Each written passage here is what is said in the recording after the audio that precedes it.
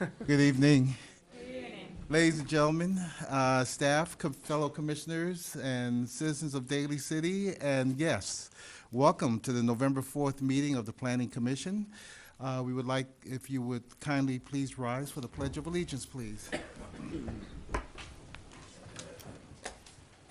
I pledge allegiance to the flag of the United States of America and to the republic for which stands one nation, under God, indivisible, with liberty and justice for all.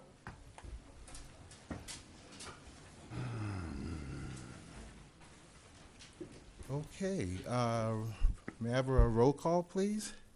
Tallarico. Present. Crump. Here. Edelman. Here. Satori. Here. Sylvester. Here. Thank you so much. Ladies and gentlemen in the audience, if you want to speak on any matter, please fill out a card and forward it up here. We would gladly entertain your concerns and requests.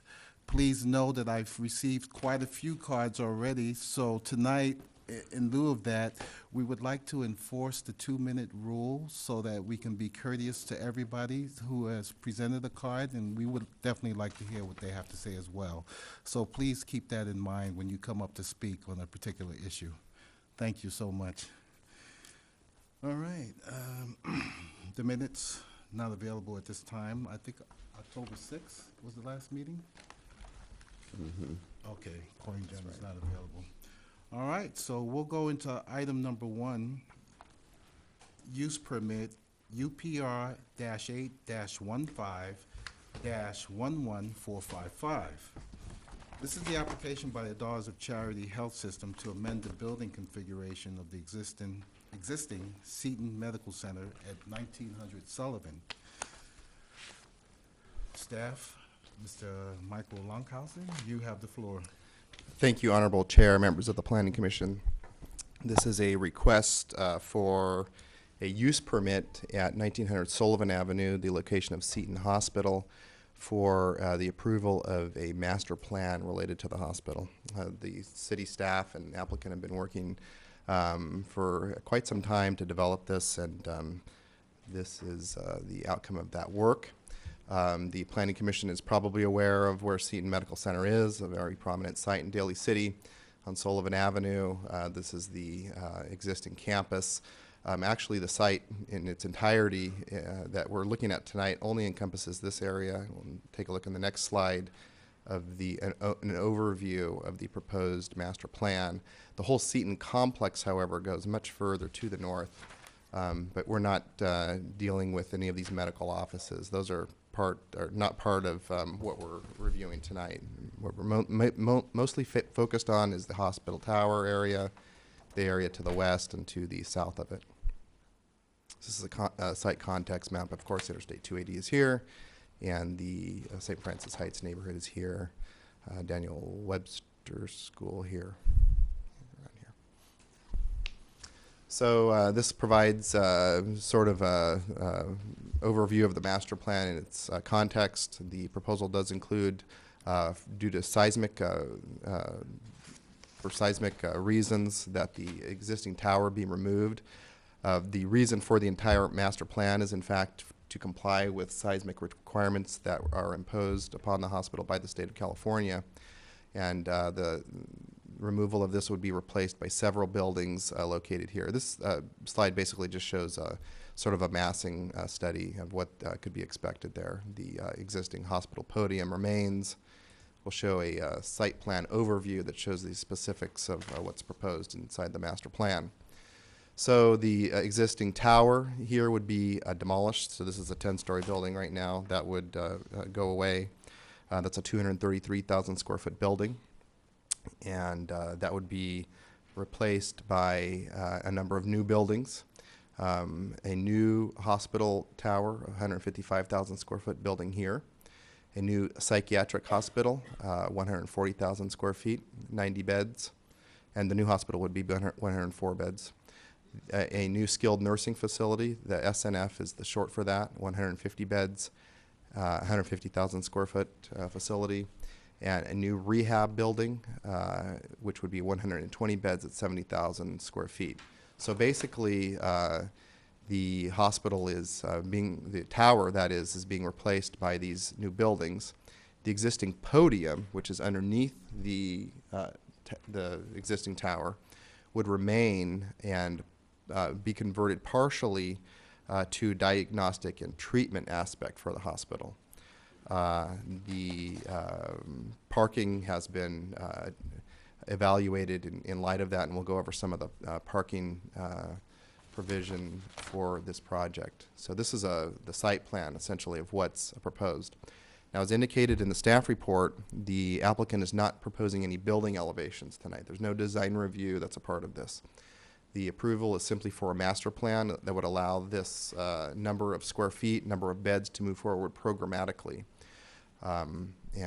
Design review, and we'll discuss this later in the presentation, would come back for further analysis at a later time. So if there's any questions, we can answer those now or wait till the very end. Yes, Mike, could you define, through the chair, sorry, could you define the podium building? So you're talking about the tower being removed, but the existing building that is below the tower is to remain? That's correct. So this is the tower that would be removed, but this is the podium structure here that would remain. When you actually park at the hospital and you walk through the front door, that portion is actually staying and the tower is coming down. Okay. So Through the chair, Yes, Commissioner? this tower that's coming down in the whole building, is there any asbestos situations in the structure? That would be evaluated at the time of the demolition permit. Okay, but we don't. because, well, you don't, nobody. There would be a mitigation for that. Yeah. Nobody knows right now, because Right. it's, Yeah. because that would. The yeah. applicants are here tonight, and they may know the answer to that Okay, question. thank you, It's normally something that comes up in the demolition phase. thank you.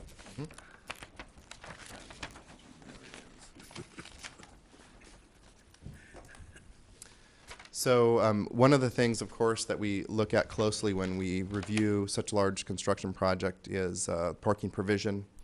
The city and the applicant have gone through a considerable discussion about how many parking spaces would need to be provided for each one of the buildings that was identified on the previous slide. Just working through these from the top to the bottom, these are basically those buildings that you saw on the previous slide. The hospital podium, which is actually 218,000 square feet, we've only accounted for 133,000 square feet of that because that's the portion that's being converted to the diagnostic and treatment aspect. The balance of the square feet in that building are presumed to be covered by the space per bed ratio, which the city has agreed to recommend approval of 3 parking spaces per bed. So the parking count would actually be based on the number of beds that are provided for within the hospital. And there's a parking analysis that's been submitted to the city, and we've done some research of what other cities require, and this is actually the standard that's sort of an industry standard, the 3 spaces per bed used by Kaiser Permanente, for example, and it's something that we feel is fair.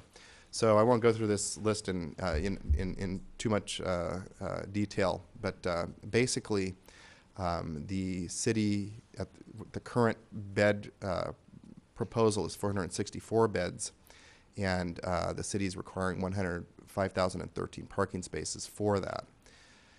The parking would be provided in and attached to the Planning Commission staff report or detailed plans for how the parking would be provided underneath each one of these buildings, as well as in parking fields, open to the air parking fields on the site.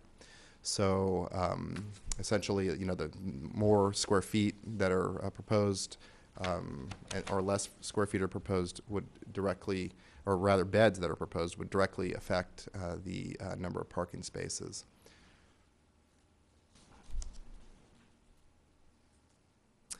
So in consideration of the use permit, the city staff is asking that the Planning Commission consider several items in whether to grant the use permit, context to existing adjacent uses, of course, residential uses, are the predominant use to the west.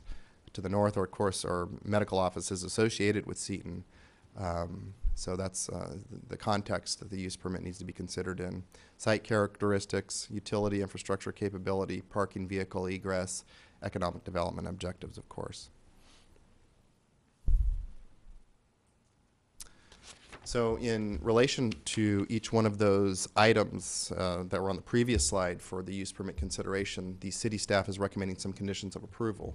Of course, the site's already a hospital, so we know that the hospital is, something that seemingly to us, the city hasn't received, any major complaint or any complaint actually about the hospital being there at all.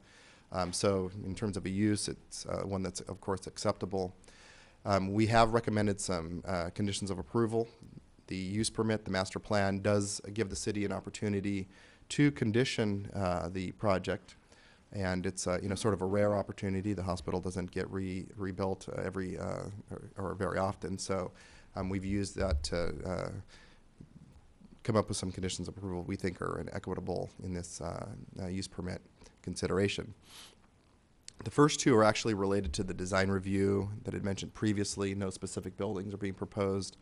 We do acknowledge, and this is discussed in the staff report, the visibility of this site is extremely high, of course. The hospital can be seen from most of the western part of Daly City. And so we think it's very important that the campus receive a very high architectural grade of architectural quality. And so we're going to recommend a condition of approval that requires a third-party design review. This is something we don't normally do. Normally the city staff reviews the aesthetics of a building. And in this case, we think that it's a good idea to have a professional architect do that. So that's one thing we're recommending. Also, normally the design review committee would on itself make the decision about whether the design of the buildings was something that was acceptable. We think in this case, again, due to the high visibility of the site and the new tower, that the Planning Commission and City Council should be given an opportunity to provide input on the eventual architecture that's proposed. And so those are two things that we think are worthwhile pointing out to you, just related to the building design. Other conditions of approval relate to areas where we want to make sure that the hospital remains a friendly neighbor to the neighborhood around it. We look for things like noise, excessive light, things like this. So when we look in those in terms of a hospital, we think helicopter use, sirens, things like that. So we've placed conditions of approval. For example, in the case of a helicopter, that one wouldn't be allowed to be operated. There's no plan that this hospital be operated as a trauma center at this point, but should that change in the future, that sort of use would come back to the Planning Commission and City Council for consideration, and a full noise analysis would be required at that time. So that's something we've kind of got out there. Emergency vehicle and lights and sirens, things like this, approaching the hospital. Currently, they turn off their sirens and lights before they reach the intersection of San Fernando and Sullivan, and we put that in the conditions of approval that they would need to continue to do that. One of the things I didn't mention is that the emergency entrance to the site, all of the entrances to the site don't change under the proposed site plan. So the emergency entrance off of San Fernando remains in its exact same location. And we've added a condition related to the sirens and lights. In consideration of the architectural treatment to the windows, of course, a larger building like this has the potential to produce glare to existing residents to the west. We've required that any new windows, and this would be programmed into the architecture, would receive a coating of something to reduce the glare on those windows.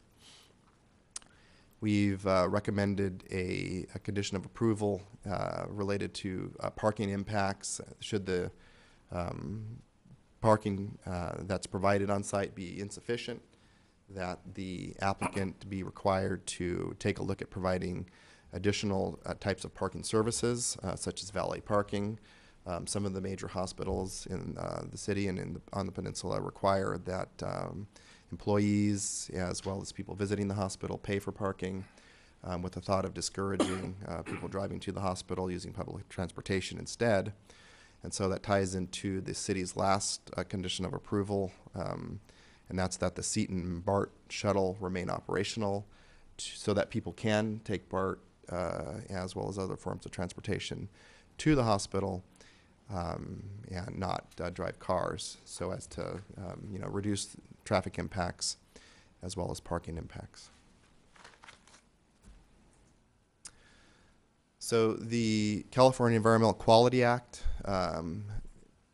provides that a hospital that is undergoing reconstruction for earthquake resistant structure reasons, basically either retrofits or reconstruction, they are categorically, those sorts of reconstruction projects are categorically exempt from CEQA. The city has, in order to ensure that there are no significant environmental impacts which would bump them out of the categorically exempt category, has required utility, traffic, and historic resource studies. And a full traffic study was done for this project, and the traffic study recommended mitigation measures related essentially to providing pro rata financial contributions toward new traffic signals at Sullivan Avenue and San Fernando Way, as well as Southgate Avenue and Callan Boulevard. So those are mitigation measures that would need to be carried forward or carried out by the applicant. One thing we've noticed or noted in the staff report for the Planning Commission's consideration is that the CEQA exemption actually allows a 50% increase in the number of beds. That would equate to 535 beds. The parking that we've laid out for you tonight considers only 464 beds, and that's what's proposed now. But the exemption could allow them to go up to 535 beds. Of course, they would have to provide additional parking at the ratios that were included in the previous slide, and that's also a condition of approval. Staff is recommending that the Planning Commission forward to the City Council an adoption of the findings, affirmation of the environmental assessment, the categorical exemption, and approval of the use permit subject to the conditions of approval that are outlined in the staff report.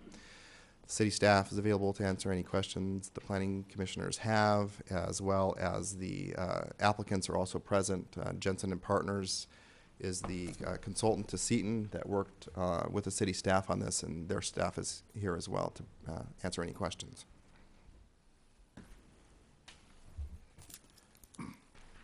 Thank you. Excuse me. Thank you, Mr. Longhausen. I'd like to open up at this time for any comments from any of the commissioners. Through the chair. Alarico. Yeah, I noticed you said each of the units would have parking underneath, but also there'll be other lots for the extended, like they have presently. Is that correct? That's true. So right now, the hospital has an open-to-the-sky parking lot here. Mm-hmm. That would remain and be reconfigured to provide more parking spaces.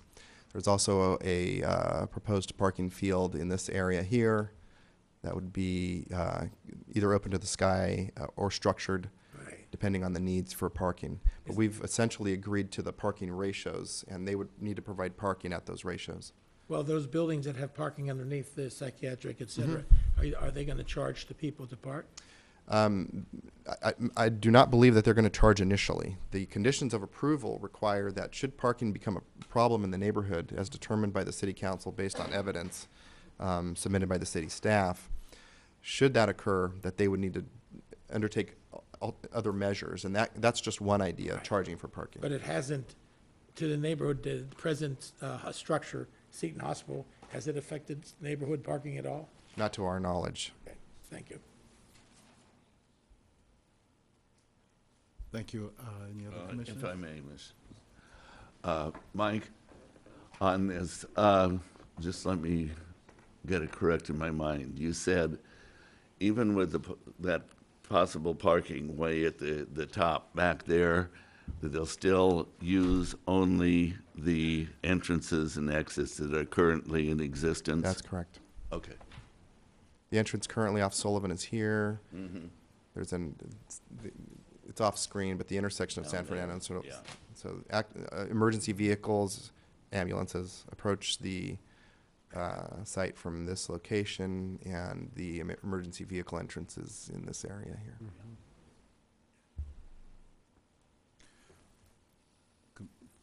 Commissioner Satori, anything at this time?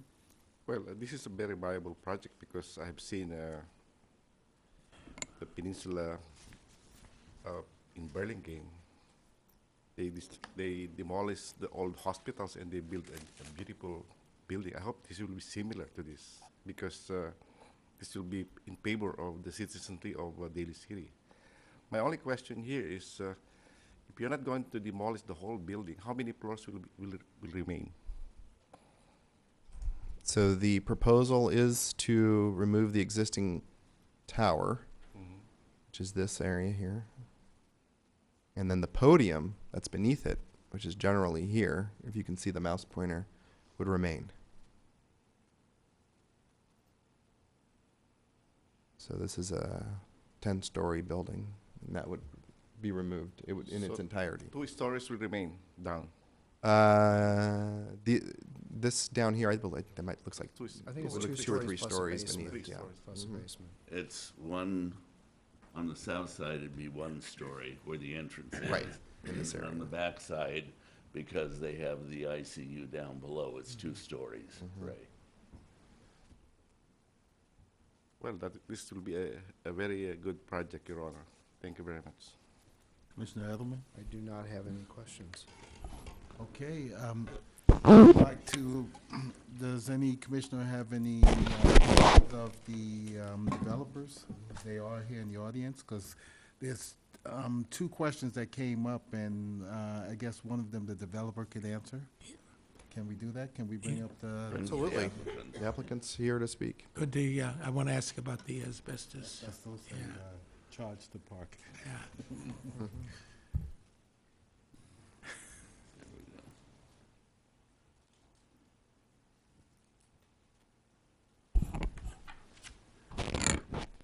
Good evening. Would you kindly state your name for the record, please?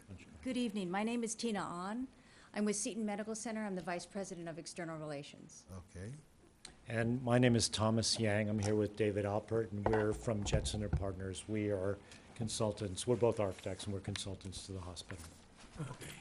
Okay. We had 2 questions that came up earlier, and maybe you can shed some light. Commissioner Talarico? Yeah. Well, considering the age of Seton, I'm sure there's asbestos in there. I mean, if you haven't tested, I think you should, but let's suppose there is asbestos. That expands a lot of continuing things of dust and neighborhood and everything else. So do you know if Seton's material has asbestos? We believe there is some asbestos in the construction of the. So then we're going to have to take the proper screening, tenting, all the stuff the EPA wants. It's a highly regulated Yeah. procedure, as you know. They wear spacesuits. and I they know, go I inside just want to make containment. sure we're all on the same page, the people who are on TV, because we can have problems with that. And then, City's building division, before it I- gives out the demolition permit, I'll make sure they have the right permit from their resources board. but they're going to core test and find out where stuff is. Okay. The second was I asked was, would the parking be charged or free in the other buildings?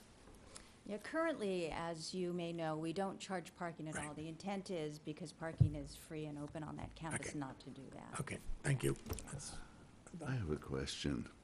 Ma'am, Yes. for the buildings that are not the hospital, but the other ancillary buildings you've proposed, is there any kind of a timeline for development of these structures when they'll be built? No, there is not. This allows us a future-looking campus, if you will, for the next 2 to 3 decades. The main project, primary goal tonight, is to ensure the replacement of the existing hospital to meet the seismic requirements by 2020. Yeah, understood. Thank you.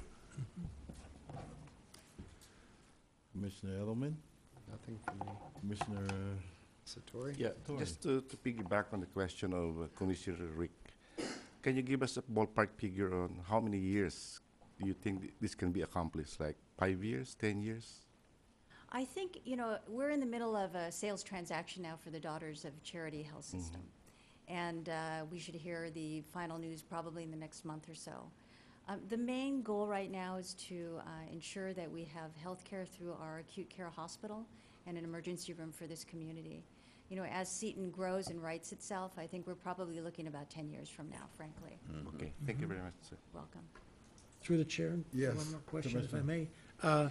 The Daughters of Charity, are they going to be removed from the administration of the project, or are they still part of it? No, they will be removed. We will be transitioning from a nonprofit religious corporation to a nonprofit public benefit. So the Daughters of corporation. Charity so then, and Yes. you've picked up, and there was the whole problem with contracts, et cetera, and employees and all that, and that's all been, Yes, that will all copacetically be settled, yes. addressed and taken care of. so we keep on saying Daughters of Charity, which is not true. That's the current owner of right the now. hospital, correct. Right, correct, but in the near future, it's going to be, Correct, it'll be a okay. new system, that's Okay. correct. just so we know. Thank you. Yes.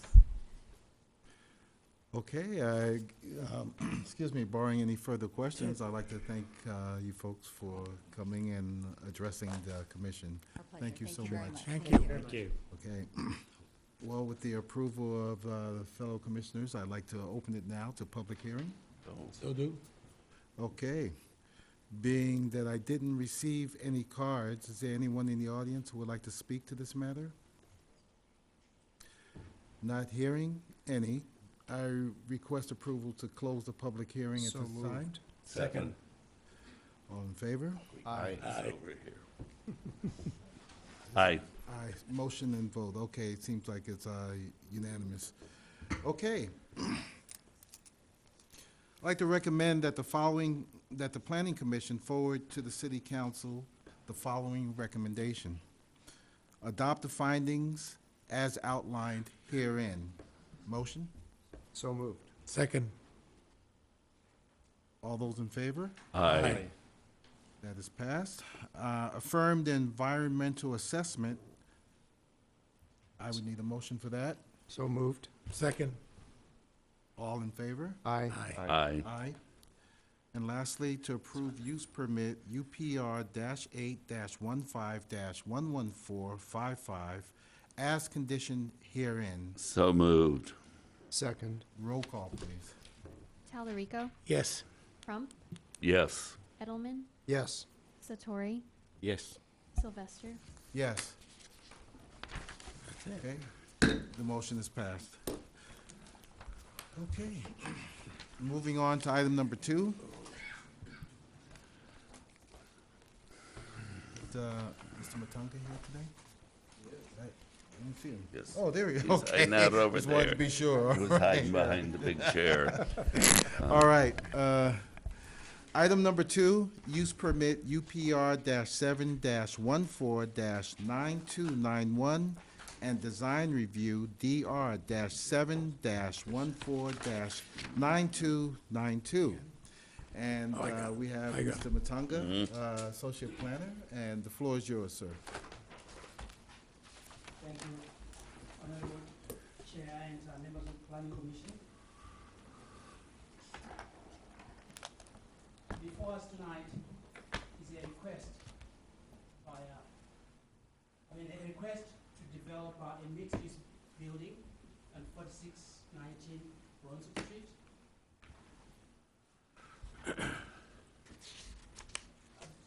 As you can tell from the site location, it's located south of Brunswick Street.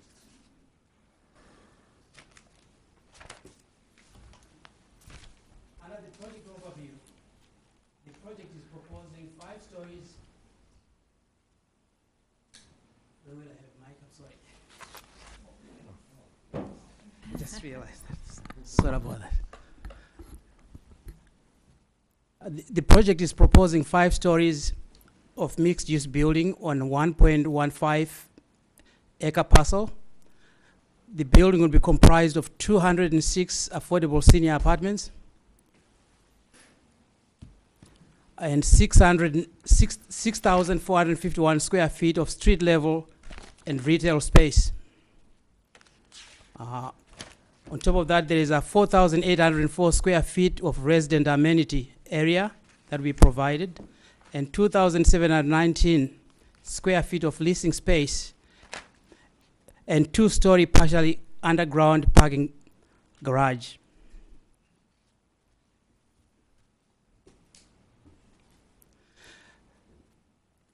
These are the entitlements being requested by the applicant. Use permit and design review allowing residential development in a mixed-use building at 179 units per acre. There is also a request for 2 regulatory concessions, which includes height and open space. The zoning designation allows 36 feet in height. The applicant is proposing a variation of 50 square feet in certain sections of the building, up to about 75 feet in height. There is also a request for an environmental assessment, which is a sustainable community environmental assessment and the associated mitigation monitoring plan.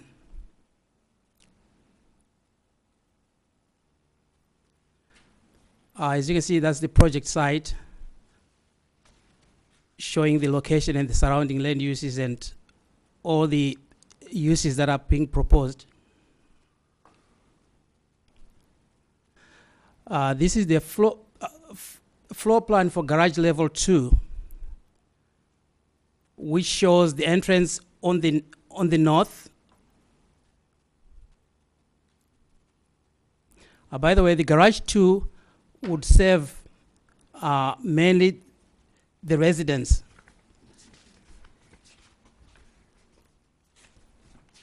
And the garage 1 floor area would be would be serving the commercial space because of its accessibility to the area, because the commercial will be located on the lower level of the first floor of the building.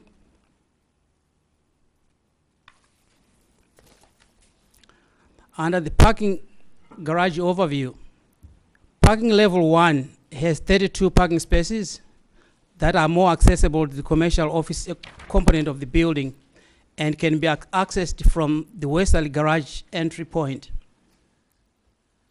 And staff also feels that should an electronic gate be installed, there should always be 18 parking spaces that must remain accessible during business operating hours. And a condition of approval has been recommended, which is included in the staff report.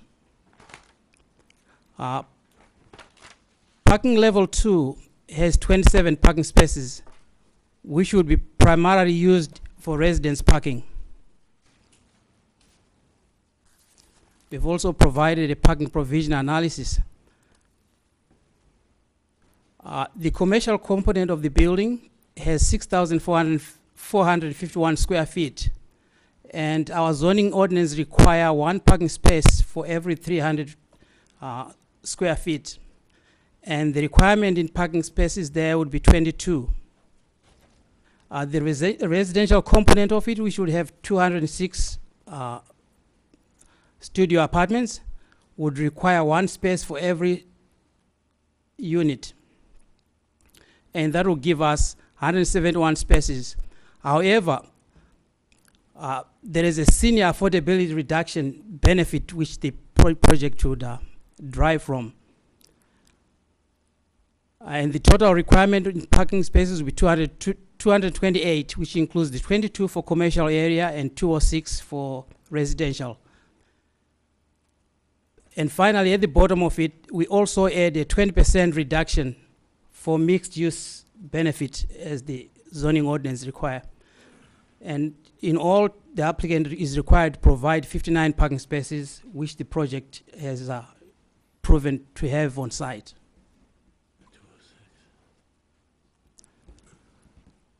The landscaping area, the real landscape area, this is just conceptual, would be provided during the building permit application, which will show the detailed plan.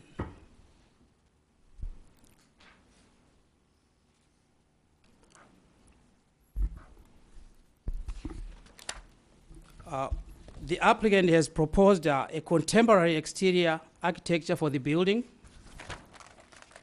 which will be visually prominent from the top of the hill and within the adjacent residential neighborhood. And the good thing about the building is it does not have any looming impact on the surrounding properties.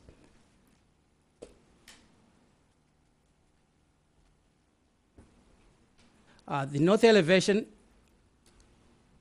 which shows the front of the courtyard and adjacent properties to the north.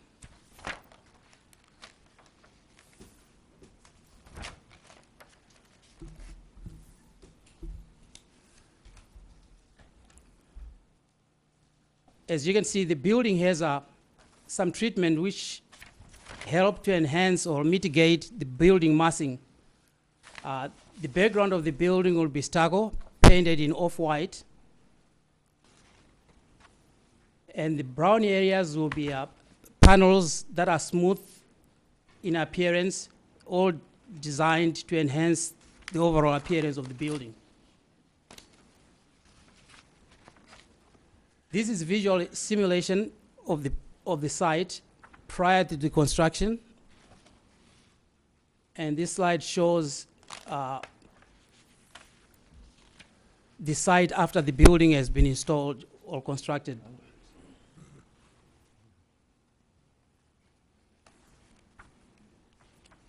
This is from the Mission area, from Mission Street location, overlooking the proposed site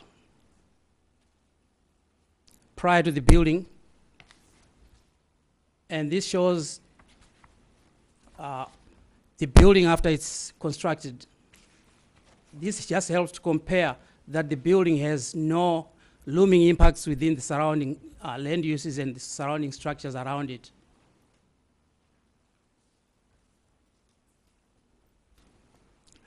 Project provided 12,712 square feet of open space. The open space required per each residential unit is 150 square feet. So since there are 206 residential units, we multiply that by 150, the required open space will be 30,900.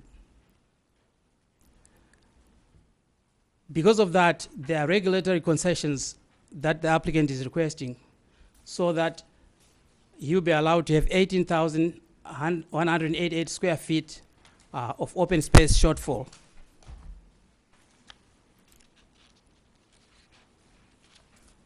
Under use permit consideration,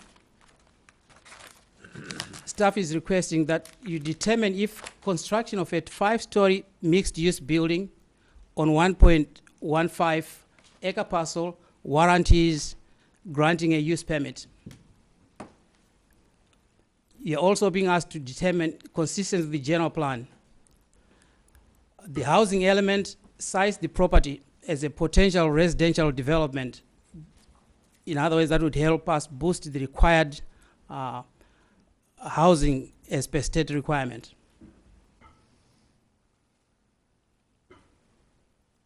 Under the environmental assessment, the project was reviewed pursuant to section 21152 of the Public Resources Code and a sustainable communities environmental assessment as specified under California Environmental Quality Act, streamlining provision offered under SB 735 for transit projects.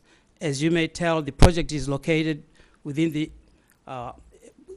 proximity of all the transport facilities that we have in the city, including BART.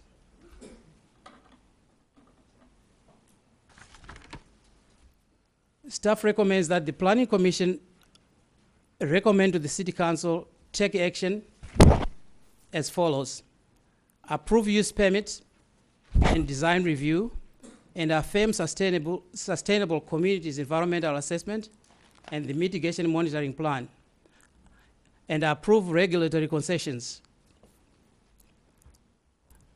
Finally, approve and adopt conditions of approval and findings outlined in the staff report. I may also mention that a traffic study was prepared for the project, and major mitigations are all included in the staff report. The major mitigation I should mention is that the applicant will pay fair share of the installation of a traffic light at the intersection of Brunswick and Hillside Boulevard. That concludes my presentation this evening. Our environmental consultant and his team are here, so as the applicant and his team, for any other clarifications that you may require. and staff is also available to answer any questions you may have. Thank you. Thank you, Mr. Matunga. Before we bring up the applicant, I'd like to invite any of the commissioners if they have any questions for Mr. Matunga. I do. Yes, Through the Commissioner chair. Edelman. Mr. Matunga, so the parking exceptions that are made for the senior affordability reduction is allowed 75%, I understand that. And then, so the after mixed-use parking reduction is an additional 20%. Are those normally compounded like that, or are they identified separately? They're identified separately, but then they have to be compounded to meet the So that's requirements. standard practice on these? Standard practice, Okay. correct. And then the other question was in terms of the concessions for the open space. I remember reading in the report that this was necessary in order to provide the affordability of the project itself. That's correct. And so it seems like quite a concession in terms of open space, and so we might address that with the developer themselves. But do you know if there was any specific reason why there wasn't an alternative that they could do as far as open space? Actually, the applicant met with the Affordable Housing Committee twice. First meeting, the applicant was advised to revise the project to comply with all the general plan and zoning requirements. On the second meeting, the applicant had revised the project to include more commercial space, which made it comply with the general plan. And he then asked for those concessions. And under the state law, we can only object to those requirements if the project to cause impact to the community and because of health and safety reasons. Other than that, we may have to discuss and see how best to accommodate the requirements. Okay, no, thank you very much. I just was wondering what the process that was involved, and it sounds like there were some concessions that were adjusted. Okay, thank you. That's all I have. Thank you, Commissioner Edelman. Any other commissioners? Yeah, Commissioner Tallarico, I don't know if this please. is meant for our plan or them, but I'm not good at math. But 206 units minus this and plus that, we end up with 59 spaces to park. Now, again, that sounds a little crowded, and yet you have 18 spaces going to always stay open for commercial. What do we do with the other 206 people that have cars? I mean, do we? Well, as identified in the staff's presentation, these are codified reductions. The city zoning ordinance allows a 75% reduction for affordable senior, and that senior age is actually defined in the conditions of approval. So they're older folks. There are numerous parking studies that have been conducted showing that this sort of person, in living in this sort of a unit, would demand less parking. But irrespective of that, the city's zoning ordinance allows a 75% reduction, and yes, it does allow the 20% reduction compounded on top of it. The city's applied the compounding, for example, at the 6800 Mission Street project, so there is precedence for doing that.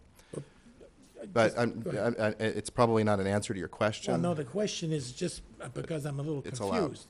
Is then a precondition for me to I'm going to apply for a studio. The precondition is I don't have a car, because if I have a car, you're going to tell me find a place for to park. Now, granted, we have the Great Bart, and we have Mission Street, and we have John Daly, and we have everything that people could have. But I still have people that are coming to rent an apartment studio with a car. Where do they go? The neighborhood? One of the examples of an apartment complex that's been built using a significant reduction like this is the Hillcrest Senior Yes. facility at 35 Hillcrest Drive. Right. The city staff's been inside that facility on occasion, and we've actually noticed the parking lot. And granted, it's in the middle of the day during working hours, but it's mostly vacant. The type of parking demand that we see on completely affordable senior apartment buildings is significantly reduced, and the city code reflects that. So let's, allow me to play this through. I don't mean to beleaguer it, but it's just confusing to me. 102 people don't have cars. There's 206. So the rest have cars. I still only have 59 spaces. I'm worried about, I was over the neighborhood. I tried to go down Brunswick. I've done Hillside. We've all been there. It's called the intersection from hell. And so, I mean, I'm just looking at the people coming in. They're being advised, you have a car, you have to find a place to park. Now, you can all say 62, most people stay home and then knit or whatever. Not necessarily. 62 is still a very good working age. Well, I always knit. Yeah. But anyway, I'm not trying to beleaguer it. It's just, I'm trying to foresee a problem before we get to the problem. I mean, I don't personally like to say, okay, let's wait and see if it's empty. One of the things that, so this is I don't know if the word's unconventional type of project. It's not market rate. It's completely affordable. And we have some non-conventional conditions of approval. One of which is the requirement that the applicant provide, and it's condition of approval number 6. The applicant shall supply a contract for vehicular transportation for residents. Oh, So the type of resident that would, move into this building might be one, and probably will be one, that sees that the applicant is providing a van or a limousine or something like that, that will actually take them to different places. okay. The type of customer that would be attracted and that the applicant hopes to attract is not one that drives. Okay. Thank you. Limousines with affordable housing, that seems a bit. That's not as in the stretch limousine. It's a very broad term. Broad term. Yeah. Quite. Thank you, Commissioner Talarico. Any other comments from any of the commissioners? And we can bring up the applicant if you want to get more in depth. That'd be fine. And- Sure. Okay, can we have the applicant step up, please? Good evening, sir. Good evening, Chair Sylvester, members of the commission. My name is Jesus Armas. I'm here representing the applicant, A&G and Associates, and also a principal of the firm, Alexis Gevorgian, is present as well. It can amplify in any areas of discussion as the commission sees fit. I have a couple of remarks I'd like to express, and then certainly would exchange any additional information the commission may find helpful. Thank you. Before you proceed, we do have a lot of cards here, and when you have a seat, if you can pay attention to some of the concerns of some of the folks who come up to speak, and we may have you come back up again. But I know you can't cover it all, but do the best you can. Please We'd be proceed. happy to return Okay. if there are questions that haven't been answered. And we Okay. can already address the question of parking. Please. That clearly is one, and we're familiar with the area. It is a bit of a challenge to find some available parking at times. But what's critical here, of course, is that we are providing 100% affordable housing for seniors. And we're not simply indicating that the residents have to fend for themselves, as was just mentioned by your planning manager. There is a provision that provides for off-site transportation if residents need assistance to get to shopping, to get to other amenities in the city of Daly City. And so that's a long way toward addressing the objective. And of course, we need to come back to the very fundamental point. We're talking about individuals that are earning no more than 60% of median income, who are age at least 62. I'm 62, so I can appreciate that age. But what is important here is oftentimes individuals that are looking for residence of this sort are really struggling to make ends meet. And one of the ways that they can make ends meet is to eliminate those expenses that may not be necessary. An automobile is not necessary for everyone, and if the applicant is providing transportation as was indicated, that's an important expense that goes away. We're cognizant of the impact to the neighborhood, and obviously we're going to have to pay attention to that as the project evolves and if necessary, look at what other measures may be taken. What I think is important here is the city identified this site as an affordable housing site when it adopted the housing element. So it already contemplated that it would be an affordable housing. Typically, cities look to projects of this sort with various perspectives. One of them is the need potentially to have to provide financial subsidy to make a project viable. We're pleased to say that in this instance, no subsidy is being requested of the city. So it's 100% affordable without any financial participation requested of the city. And I think that's an important element, both because it obviously doesn't impact Daly City's treasury, but with the loss of redevelopment agencies, resources are quite difficult to come to in these days.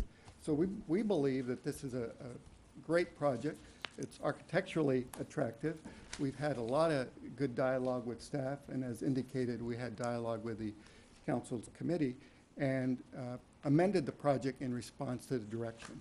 There was concern expressed earlier about the open space, and I think one way we responded to that is by increasing the amount of what is labeled amenity space in the staff report. And so the idea is that open space doesn't have to simply consist of outdoor area. It can consist of space where residents can gather, can congregate, where services can be provided, and other amenities addressed. So we believe that on balance, given that this project is consistent with your general plan, it follows your zoning requirements, and the concessions that are being requested are essentially an effort on the part of the state to balance affordability with other requirements and to allow affordability, in effect, to proceed if the concessions being requested do not create an adverse impact on the environment. And as noted in the assessment, there are no adverse impact on the environment as a result of those concessions. So we would respectfully request that you recommend to the City Council approval of this project so that it can be moved forward and that we can begin serving the many, many seniors in Daly City and in San Mateo County that are desperately in need of housing. Happy to answer any questions. Through the chair. Thank you, Mr. Jesus. Commissioner Edelman, yes. So I have another question then in terms about energy efficiency of the building itself. Have there been any specific action or designs that would address water saving and electricity programs like solar or whatever you might be doing We in are that regard? complying with all of the standards, and certainly through the building permit process, the staff will identify any provisions with the energy code and the like that need to be conformed with. And on water conservation, of course, everybody's paying close attention to water needs, and this will be designed, again, consistent with the city's regulations. You'll note that in the letter from the Greenbelt Alliance, which supports this project, the project is commended for also providing electric charging stations for those vehicles that are electrically powered. Thank you. Mr. Chairman, can I say something? Commissioner, Well, I consider this project as a very monumental one because considering that I've seen the place is a little bit derelict. At the same time, it's blighted. But you know, if you're going to remove all those boulders, all those rocks and soils, you know, it's thousands of tons of that. So you have to level it up. To me, this would be a good model of mixed use, or I would say smart growth in that area. And considering that area is all phases of life is there. You have the church, you have BART, you have the stores, practically everything is there. That's why this will be a good place for the seniors. They don't have to take a ride going to San Francisco or going anywhere. Cinema is very near. You have the restaurants there. Everything's there. So it is a good place for the senior citizen in the future. So to me, this will be, I would say, a monumental project if it can be followed through the letter. Thank you very much, Mr. Chairman. thank you, Commissioner Satori. Commissioner Chair. Talarico. I'm a traffic nut. Because I get stuck in it a lot. I was back east, went to Boston and New York, Albany and that, and I can tell you, it's as bad as ever. But I did notice in the conditions, you're gonna put a light on at Brunswick and Hillside. Okay, I was just over there yesterday, and coming down Brunswick, now there's a stop sign. To get out on Hillside, if the light is on Hillside emission red, it backs up all the way in. So those lights will be synchronized so we don't end up with jam. Because you're dealing with Caltrans. Let me clarify, the project per se is not responsible for constructing traffic Oh. signals. That's correct. They're paying a Because- fair share fee. Because the city will impacts, do that? the impacts already exist. It's there. The project, however, as was just mentioned, is responsible for its fair share. Okay. And so we will be making the financial contribution. All right, next question is, your company did the traffic studies? No, no, no. Company, you The contract- traffic consultants were retained by the Okay. city to evaluate So that. you know there's a school there and a church? Absolutely. And they come down Wellington, it's a one-way, so every morning from 8, there's people dropping off, and I think it's a K through 8 school? So you got little munchkins Right, and all that. right. And then at 2 o'clock or 3, they come, so cars are coming down, picking it up and all that. So we're just trying to get the traffic flow, so they come down and take a left and go down into Mission. It's a congested area. It's very, very congested. I also want to know, there's commercial, you keep on saying commercial businesses on the bottom floor and that.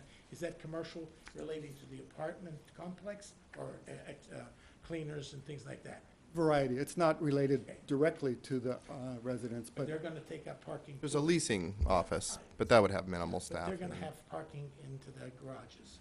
yes, and that's why it was indicated earlier, there's some reservation of spaces for that purpose. And yeah, we'll take a look at the ultimate parking garage design. You know, we're gonna, the idea is if there's like a gate that separates the resident from the retail area, right, we need to choose a logical place for that. So the other question I would have is, has anybody shown a study on the accidents at that intersection of Hillside and on Brunswick? It's not something that was evaluated as part of the environmental assessment. The We don't know. CEQA requires that the applicant take a look at traffic conditions, not necessarily accidents that You have guys occurred. looked at it. Absolutely. In fact, the traffic engineer or consulting firm that did the study also examined other nearby intersections to make certain that there were no implications to other streets, and took into account recent studies that the city had commissioned for other projects nearby. So all of that was input to the analysis, which resulted in the identification of the fair share for this One project. more question, if I may. You say affordable housing. Do you know approximately the price of the studio apartments would be? That hasn't been determined just yet because it obviously will vary, but the important point is that it is going to be for individuals that are earning less, 60% or less of median income. Which is, And it varies by household. I'm sorry, I don't have the figure right in front of me. how much is it? But the other point to note is it will comply with both state and federal laws as to the maximum amount that the tenant may Would that be be the required. selection by lottery or people? It would be by lottery. Okay. All right, thank And you. obviously, we hope that we're able as promptly as possible to serve the need that already exists in your community. Thank you very much. Glenn, if I may. Yes, thank you, Commissioner Talarico. Commissioner Crump? Actually, this question, I think, belongs to you, Mike. Piggybacking off what Howard asked about energy-saving measures, in new construction, and particularly the number of units involved here, do we require LED lighting and HETs in the project? Well, the city has a green building ordinance that the project would have to comply with, and if those things are required, yes, those would have to be incorporated into the ultimate design. My experience has been also when you are filing for your building permits, the analysis takes that into account and makes certain the energy standards are satisfied. Understood. I know I know it's coming up down the line. There is a statutory date on the HETs in projects over a certain size, and I just wondered if it was now part of the code. Thank you, Commissioner Crump. I actually had two questions for you, sir, and Commissioner Talarico already proposed one of them, and that was on the 100% affordability and what are the requirements, and I got that answer already. My second question is a personal question. Do you have a car? Do I have a car? Yeah. Yes. Oh, okay. And you're 62. Do you have a parking space? He wouldn't qualify to live in the. Oh, okay, all right. Well, I was kind of wondering. But let me amplify if I may. I have three. Okay. If I live near BART, Yes. I would not. And that's a huge difference because, Okay. you know, you're talking about a significant Sure. expense to own and operate and buy insurance on a vehicle, an expense that I might forego if I had meaningful options. Affordability index, yes. I just have concern because who will get these, the few who will get these will be by lottery also, the 59 spaces for the residents? The way that would be allocated among residents hasn't been determined. Okay. It's quite possibly. The Yeah. thought is that there's a sufficient number of spaces, given True. the type of user here, and there shouldn't need that shouldn't need to happen. Okay. I'm just concerned because we're looking at a density of 206 units, studios, no less, and I think it was said there earlier where they're going to go, and I feel it may just fall off onto the streets, which I think it's already an issue right now, but it's just my my thoughts. I have no further questions of Mr. Jesus. I thank you so much. I'll have my pen ready for Yes, sir. notes in the event there are questions, and be happy Okay. to return. Okay, with my fellow commissioners' permission, I would like to now open it up So be to it. Please do. Please do. public hearing. You got it.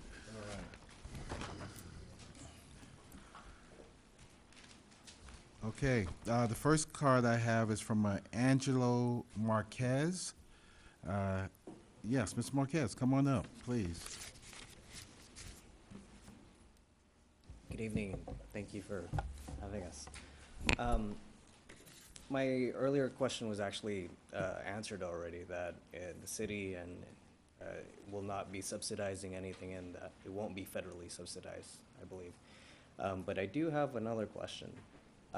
Is there a proposed timeline in terms of if this does push through? How long will the construction take?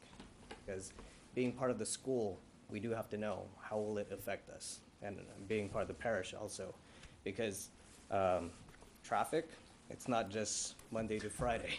We have the weekend services all as well, and they go on all throughout the morning to the early afternoon, and even now to nighttime. So that would be something that would be valuable to us to know.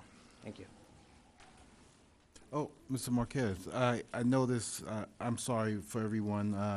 Mr. Marquez was representing Our Lady of Perpetual Help Church, that's why he brought the question. But you also had a question on here, and will there be Section 8 housing? Yes. Has that been answered? Can we address that? I don't think there's a Section 8 provision in this proposal, no. Thank you. Okay. All right, thank you, Mr. Marquez. Next card I have is Anna Biondini, and Miss Anna, and you're representing yourself, and please. I think it's commendable that these apartments are going to be going up, but the problem that I have, which you brought up before, is parking. The way it is right now, without you building anything, is a disaster trying to find a parking space. I live I have an apartment in the Chelsea Court there, and I'm afraid to come over. I mean, I own it, I'm sorry, I don't live there, I own it. I'm afraid to come over because I can't find a parking space. Now, I don't know what it's gonna be when 59 spaces for 228 apartments. I cannot imagine, and I wouldn't, I might sell the darn apartment. That's my concern, the space. And I wish you would consider it very, very, very tight, and if there's anything you can do to get more spaces, whatever. Thank you. Thank you. Thank you, Ms. Biondini. Next card we have is a Lenobia Lieva. Hi. Zenobia Leiva. Ah, welcome. Today is the enough? Yes, sir. Please. So, Recorded. take your time. And Ms. Lieva is representing Our Lady of Perpetual Help. Yes, sir. Okay. Thank you. Thanks. My main concern, sir, is that we already hurting a lot our earth. Digging and digging for more buildings, making people richer, and nature is disappearing. Mountains, those precious rock that we have around the church for years, 100 years maybe. And on top of that, we have pollution, buildings, traffic, dust, and all the stuff coming. So this is a small place for such a, make people richer and richer. And that's my main concern. And when the time comes for parking, it will be terrible. It's already terrible. And also, for the seniors, nobody will stop this company to charge $2,000 for an apartment over there. See, for poor people, I don't think so. Thank you. Could they answer? Could Thank you, the Ms. developer Lieva. answer? You can, yeah. Could a developer answer? It's six- Staff can answer it's a- that it's in terms of the fixed. affordability. Yeah, yeah, Absolutely. There's a affordability. condition of approval that requires permanent affordability. When somebody says Yeah. Would you, perpetual help, would are you they say that again, representing Michael, so that the church people or are they understand? Sure. merely members? I want to go to the condition first. Yeah. so. There's a Yeah. condition of approval 'Cause I that think takes these care are of that. members we were- So that the planning commission's aware, there's a very important condition of approval. It also relates to the open space, and it's condition of approval number 22. That's been added to this project. You won't see a condition of approval like this on a market rate project. When the city grants such a large reduction in parking, again, it's allowed by the city code, but when it grants it, we need to make sure that the project is going to be affordable in perpetuity. And so the way that we do that is through the affordable housing agreement. This is recorded at the county. It's a, the sort of thing that's a legal requirement. And there's monitoring that would occur on the city's behalf. The city would conduct monitoring to make sure that the affordability is being complied with. I wanted to just, while we're on the subject, touch on the open space. Yes, it's a large reduction in the open space, but this condition of approval for this project requires that services be provided to residents. So normally that wouldn't be required. And of course, that's a cost to the building operator that would be, incurred forever.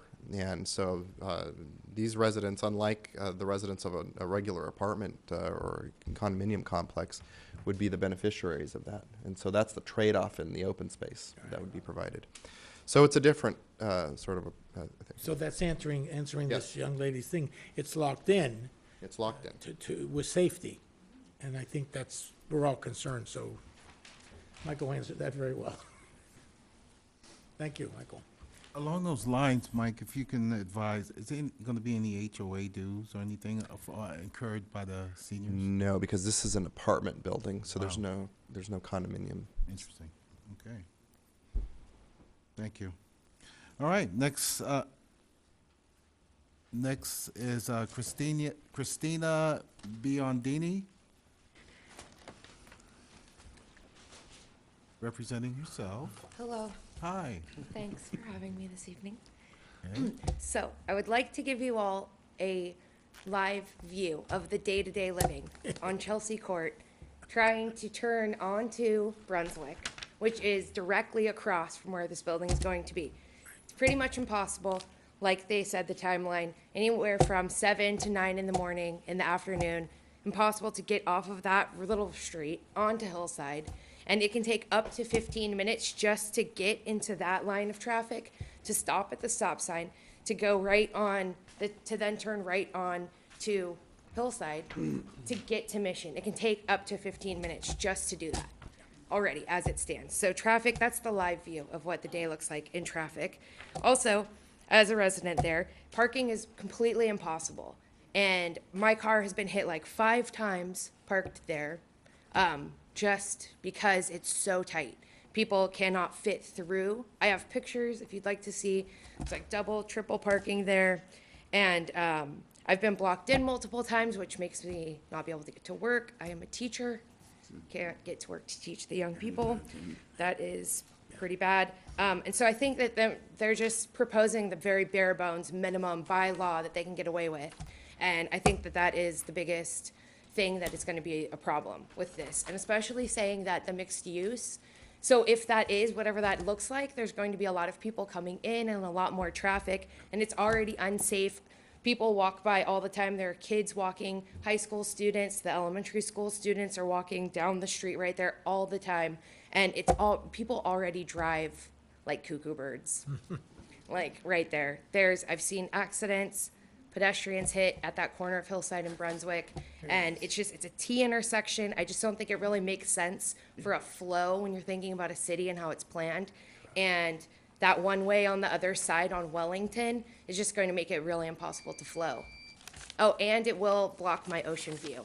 Just so you know, they said that it wouldn't. They said it's not impacting any neighbors, and it's absolutely blocking my ocean view. So, thank you. Thank you, ma'am.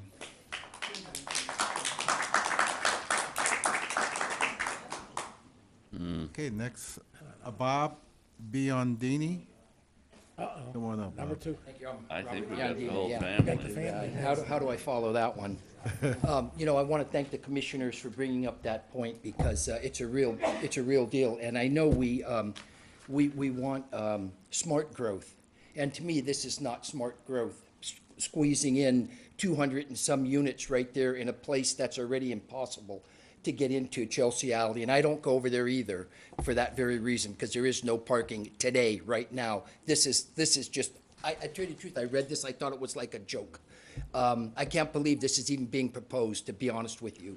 And there is no parking. It takes forever to get down between, to get onto Mission Street where maybe this light is going to be put in, and that's still going to back it up. And it's a real emergency deal. Emergency vehicles have had trouble getting into Chelsea Court. It's a safety issue. If you go over there, you will see, and I don't know who went over there, what traffic expert went over there. I am not a traffic expert, but I go over there, and it's a nightmare. And emergency vehicles cannot get down Chelsea Alley because there's so many people parked in there. And there's no way these people, they're just going to, there's just no parking. That's it. You brought it up. That's the main thing. Not to mention property values are going to go down. The people who are already there. So we talk about growth, but what about the people who are already there? And then, no open space. Good. Let's limit that too. And as far as old people, I'm within 2 weeks of being, that I could qualify for that, exactly, one of those places. And I couldn't walk from that place down to the BART. It's not like a hop skip. It's a long walk. I couldn't do that. So people need vehicles, and this is, to me, this needs to be downsized by, I'd say, 80%, but that's my opinion. And I really believe it's a safety issue and quality of life for the people who are there. And anyway. Thank you, Mr. Biondini. Next, we have Sheila Ortega.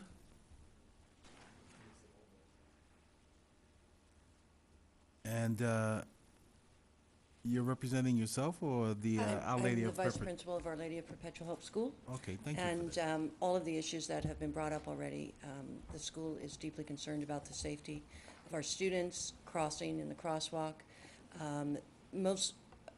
Even though if you're addressing, the senior parking and so forth, the concern is the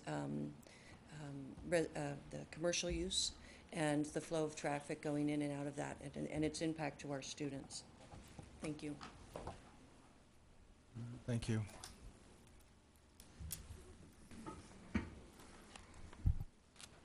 Mr. Jesus, we're going to move your card later on in the back, okay? Because you spoke already, okay? I have your card here. Yes. Okay. Next item we have is next person is Natalie Dean from Greenbelt Alliance. Is Natalie here? Hi, come on up. Wait one by.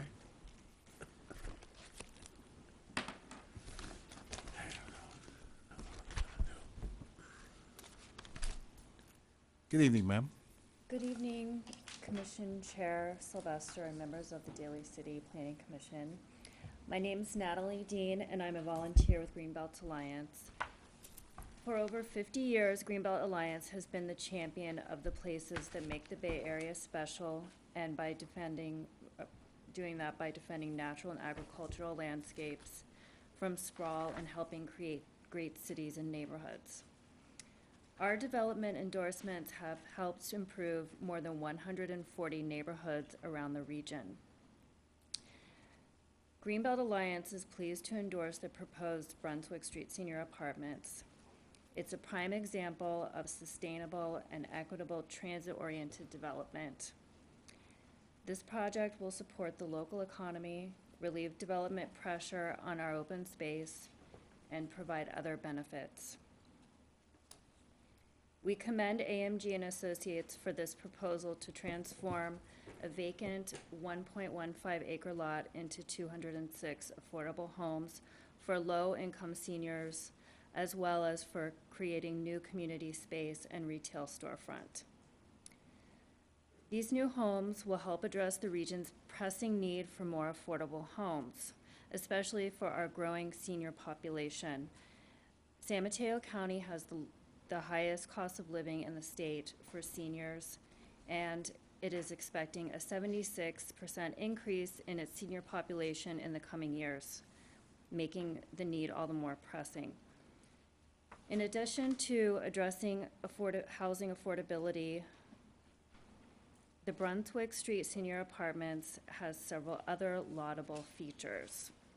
Most importantly, it uses a compact, mixed-use development pattern and is situated in a walkable neighborhood with amenities and quality transportation choices. Not only does this improve community health, minimize traffic, and reduce air pollution, they enliven the streetscape and supports nearby business. To make this proposal even stronger, we would encourage the inclusion of free or subsidized transit passes in all new residential development in Daly City, particularly those developments serving people most likely to use transit. Okay, This Ms. Dean, project would be an inspiration. Thank you. Okay. Thank you so much. Sorry. All right, next one is Reverend Augusto Villote, representing Our Lady of Perpetual. Hi, good evening. Good evening, sir. I'm the pastor of Our Lady of Perpetual Help, and the project was good, but as we heard, their concern and also my concern and also my parish concern. So I think people spoke, and then for your consideration. But as I've said, it was a very good project for our senior housing, but that's the bad, the traffic and those safety issues, especially for our school children. Thank you very much, sir. Thank you, Reverend. Next person is Maria Manzano.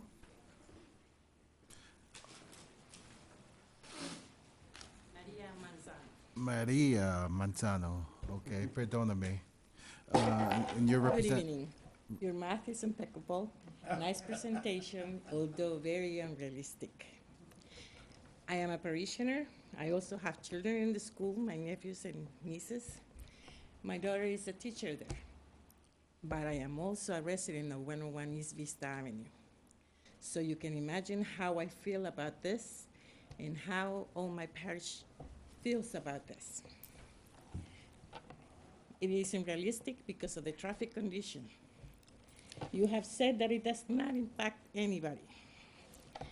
It has an environmental impact, emotional and social impact for our children. And it will affect them because that's something that is going to cover their view. And will also affect our school and our parish economically. And it does affect because right now we don't have a space to park, especially with the new building on Hillside. Trust me, If you go there, you won't find that space. This is a plea for you to consider this very hard, because it may be good for the seniors. It's almost altruistic, but it will not be good for us and for our children, who cannot be here and speak for themselves. Thank you. Thank you, ma'am. Next person is Richard Rochetta.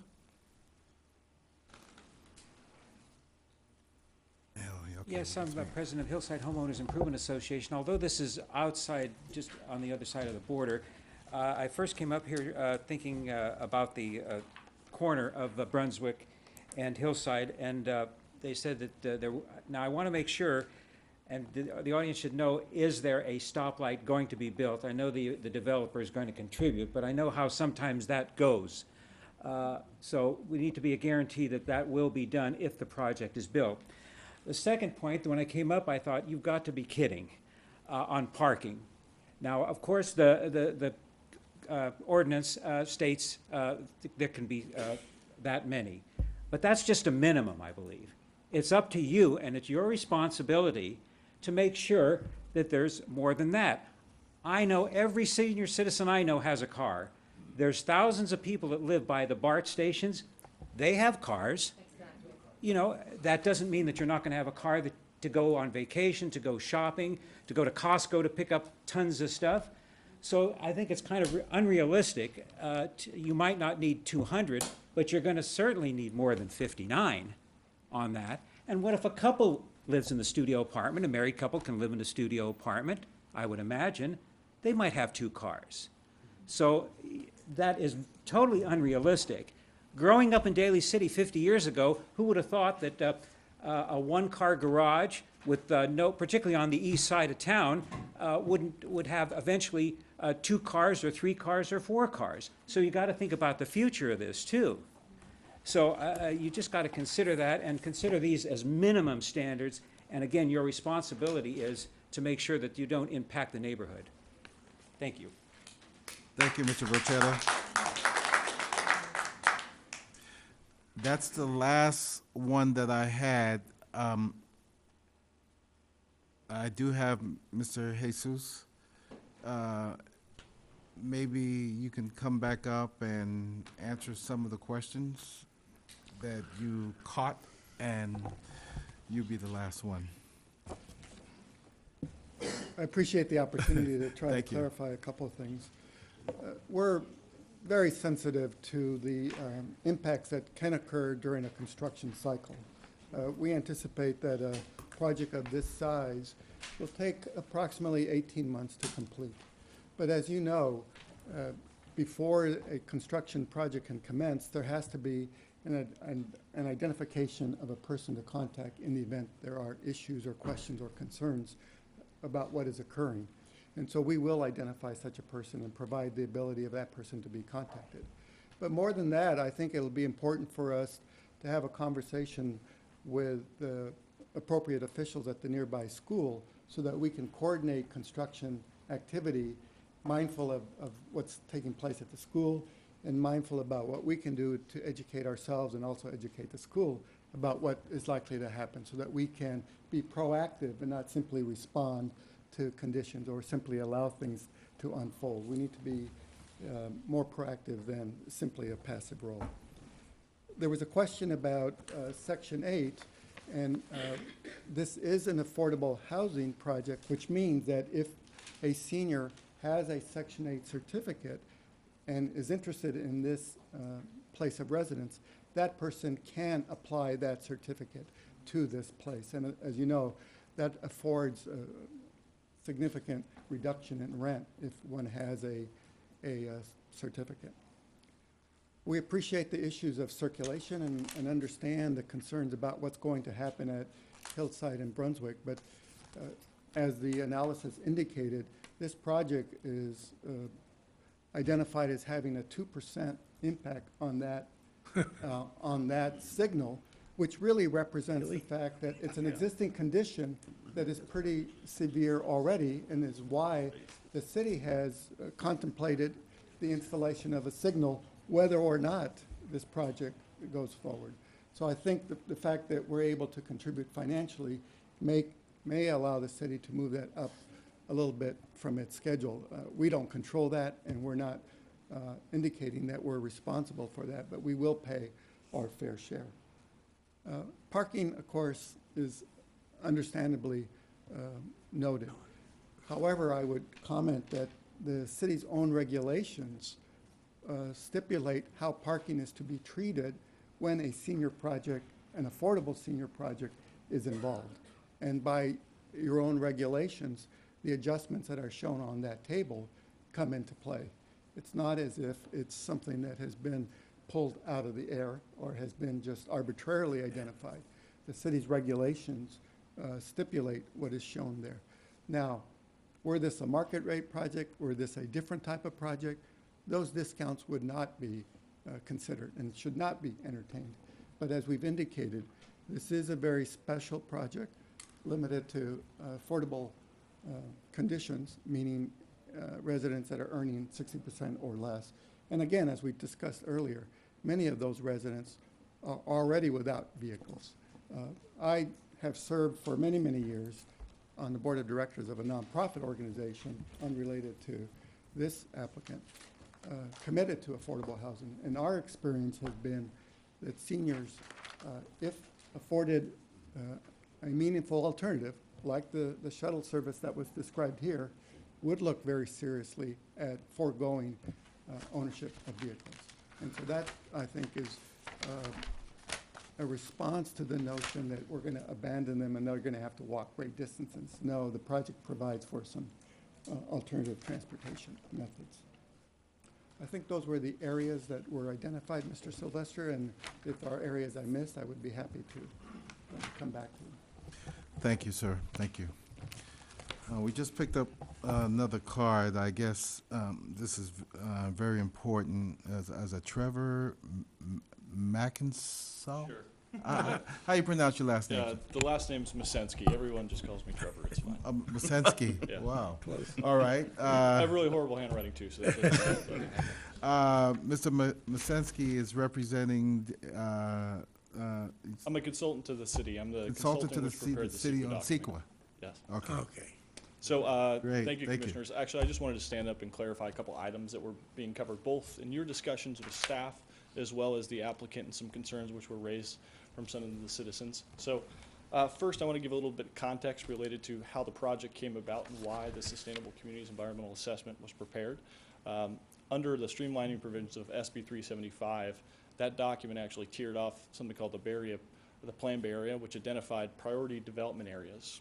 This was one of those priority development areas called the Mission Hills Mixed Use District, which contemplated development within this area and actually contemplated impacts associated with building out this particular area, which is why this project qualified for this level of document.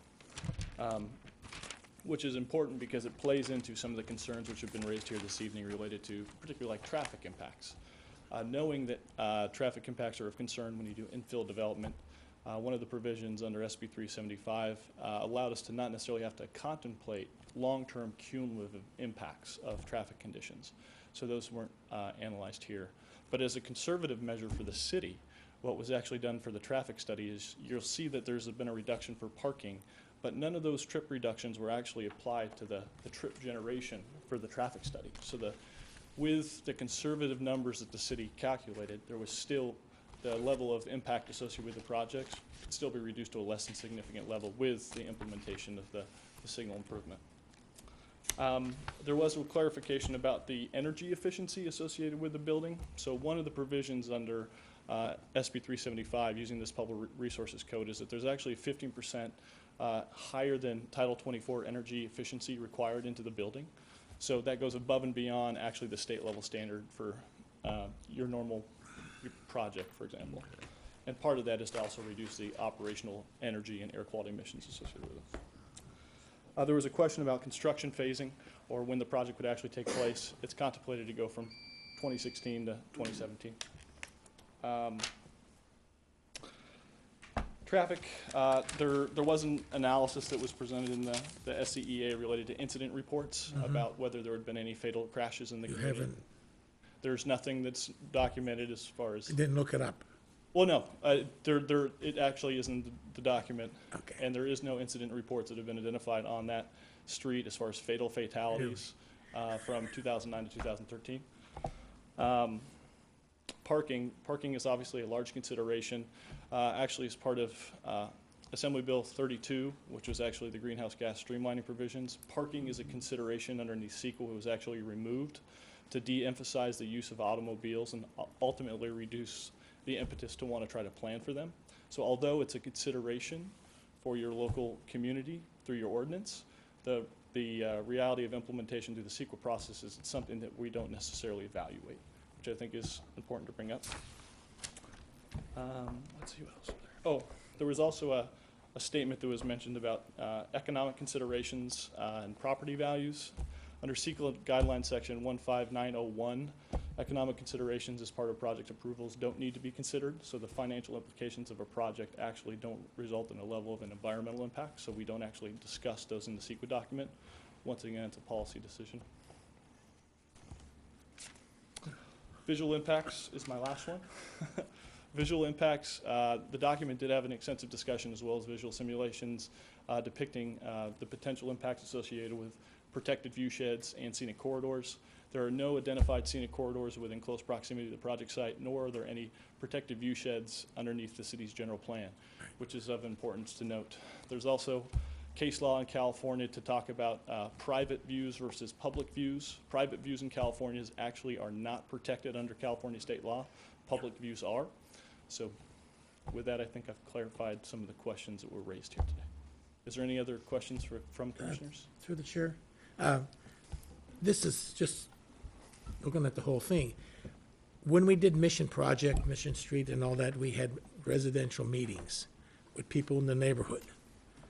This type of project, nobody had a meeting with the residents, the school, or anybody. We didn't call a meeting, right? No, There the was no. Planning Commission and City Council's meetings are the. No, not that, I mean Right. coming. No, not that we're aware of. Yeah, well, that's sort of, what can I tell you? There's a lot of people affected, and I think what needed to be is the communication or the angst, which I'm hearing from the residents, could have been alleviated, but neither, let's forget about that. The issue at hand is definitely parking, traffic. And we do know that the city always does say, well, we have conditions of approval, and if it's bad, we'll fix it later. I know a couple projects that I've had a question about, and that was one of the things. If the parking becomes a problem, would it be a condition of approval that the planning or engineering or traffic do a 6-month study to see if the streets are being blocked, if there's more on-street parking? Is that a possibility? There's no method to alleviate the answer if it's yes is the problem. So I guess the answer is Okay. would be no. Well, There's no just- real feasible way yeah. to do that. Okay. All right. So you're right. So, on the issue of parking, because this comes up, a lot Oh, we in know, yeah. planning, division operations. The city requires that every residence, unless it's an apartment, they get to have 2 parking spaces of their own. Yeah. A lot of parking spaces are used to store private items. I live on East Smoky Street, so I can bring you over. Exactly. So we hear a lot of complaints about, Yeah. well, there's no parking. But a lot of houses actually have 2 parking spaces, but they're not being used for that. That's right. So that's one thing that's, worthy of consideration. On And apartment projects, And I just, to help the people understand, and I'm not trying to be, is that this low-income qualification has to have the only 59 spaces, the way the reduction, the percentages, and the way the guidelines are made. So to get the affordable housing for 62 and older, we need to have this reduction in, that's the premise behind it. yeah, that's the law. Parking spaces cost money. and No, so I'm just that- trying to, Right. I want people to understand, it's not you guys, it's not us. This is the way the law is written. To get affordable housing, you have to give something.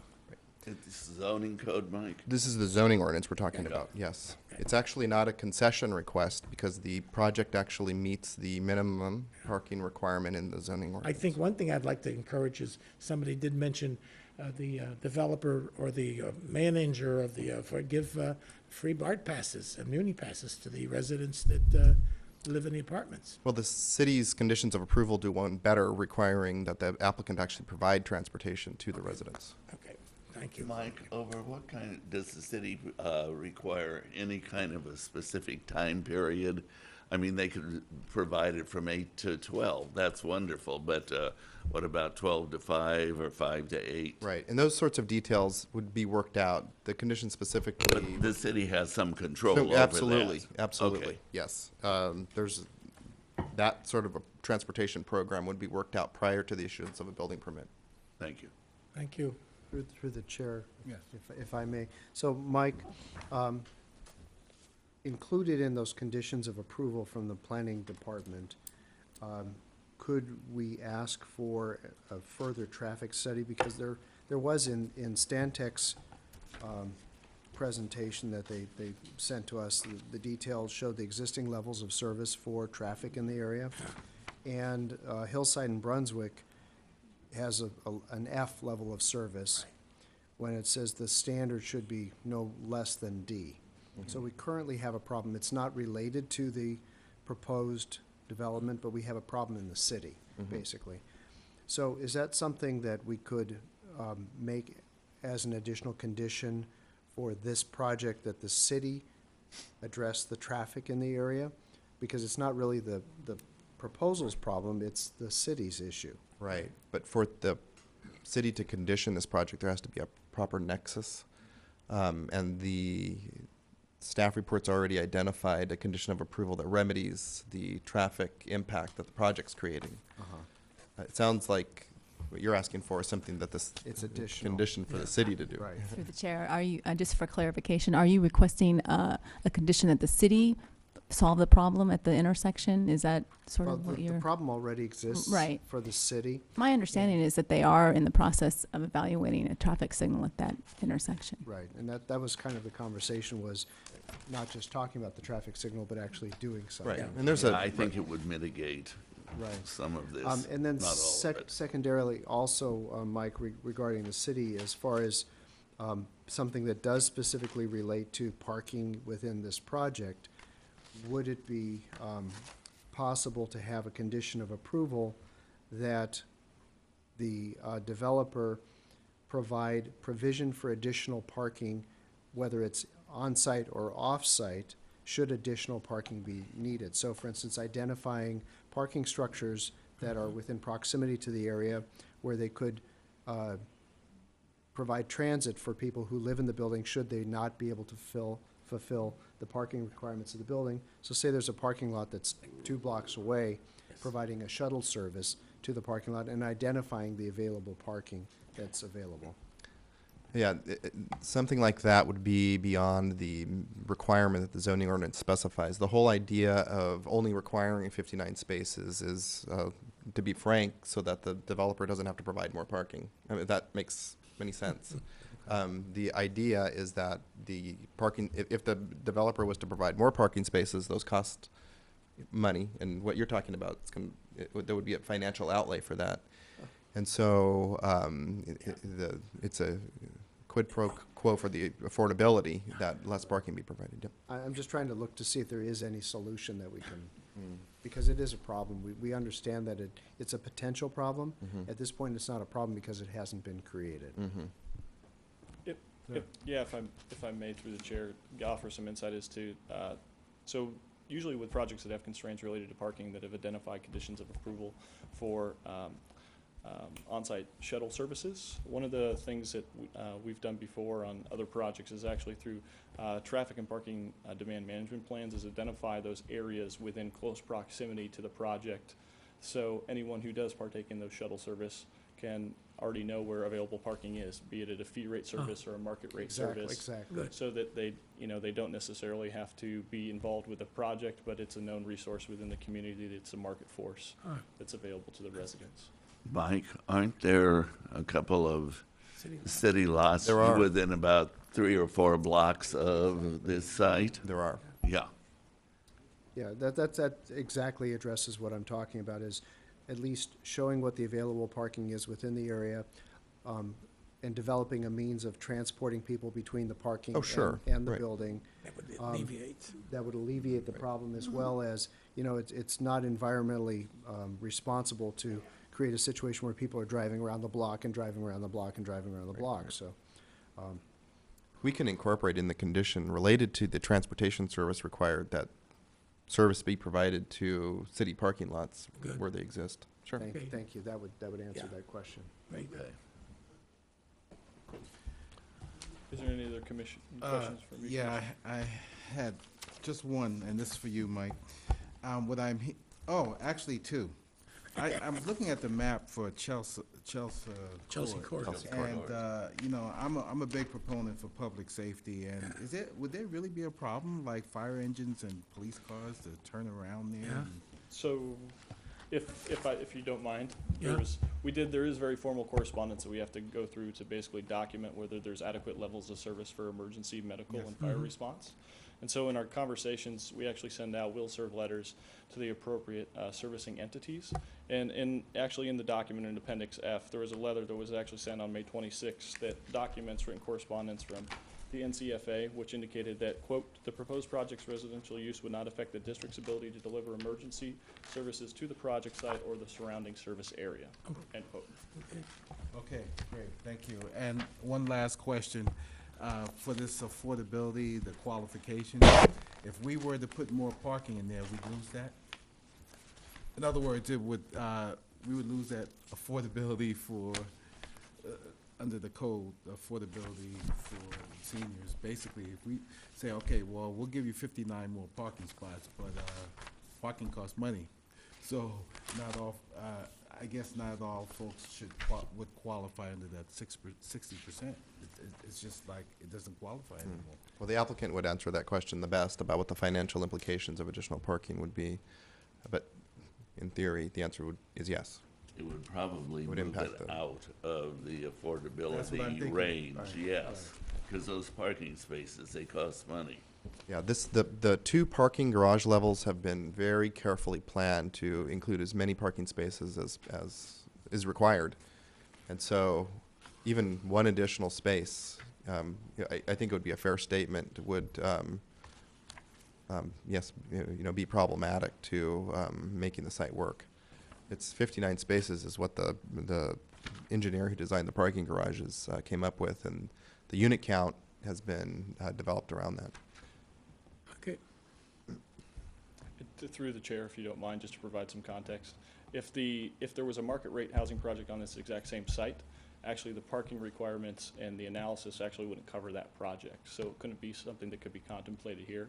And the reason being is simply that if it was a market rate project through a condition, the trip generation rates associated with the project would actually probably be about 43% higher than those associated with the proposed application. Thank you, thank you so much. All right. Any other questions, commissioners, staff? Thank you. All right, thank you. Sit sir. down. All right. With that being said, I would now request a motion to close the public hearing. So moved. Second. All those in favor? Aye. We'd like to recommend that the Planning Commission forward to the City Council the following recommendation. Adopt the findings as outlined herein. So moved. Second. All in favor? Aye. Didn't we amend something? I thought that was coming. That's in the conditions when we get to. Was it the Conditions. conditions? Yeah, Okay. It was in the conditions, yes. Adopt the Sustainable Communities Environmental Assessment and associated mitigation monitoring plan and reporting program. So moved. Second. All those in favor? Aye. Aye. Lastly, to approve use permit UPR-7-14-9291 and design review DR-7-14-9292, subject to conditions of approval outlined herein with the addition. With the addition of a provision for shuttle between additional parking structures that exist within the city that would be available. So moved. Second. Roll call, please. Talarico, Aye. Crump, Aye. Edelman, Yes. Satori, Yes. Sylvester. Yes. So just one thing, question, when will this be brought up to the, Goes when to will it be brought up to this? City Council Yeah. December 14th. December 14th for city council? Yeah, we Remind forgot to ask on the first one, when will that be? The Seton, Seton, same day. 14th. Just, December that's just a 14th. reminder to all you people that are here, please, if we pass it on, the city council just takes a recommendation. So if you all want to come back and say your concerns, I welcome you. The city will renotice for the Right, council the meetings city as will well. renotice you, so you come back. Okay? Thank you, Commissioner Talarico. And a quick comment that I have to commend Commissioner Edelman for that extra condition. I think that's an excellent idea. Yes. Yes. Try to figure out a way to make it work. Okay, so the motion is passed. Okay. Moving on. We'll give the folks some time to Right. clear out. Oh, it Just is. try to look for solutions if they exist, you know. Yeah. So hopefully that helps, yeah. Yeah. I know. But, I mean, there are some I said, oh, okay, we want to, you know, It's Guido. You're on, huh? It's nice if parking. to bring some cannolis? There's another need for Oh, God, at this time of night? Oh, I yeah. have to stay up past my bedtime. That's the least he can do. Is it on? Espresso and Test. sambuco. Oh, yeah. What do they call it? when I they don't think put that the one's. coffee How are you? There are some. and then they light it, yeah. Yeah, I went outside. Yeah, sure. Sure. I'm not sure where they're all located, but I know there are some city-owned lots that are like within 2 blocks. Thing is, Parking is a problem. I'll make this very brief. Parking's a problem in places that have parking is a problem.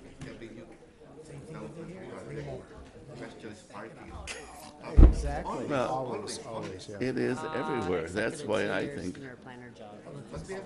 when I go to build a garage at Crown and get 200 extra parking spaces, even though it takes 2/3 of the members, I'll bet you I get 90%. Yeah, exactly. Hey, Mike?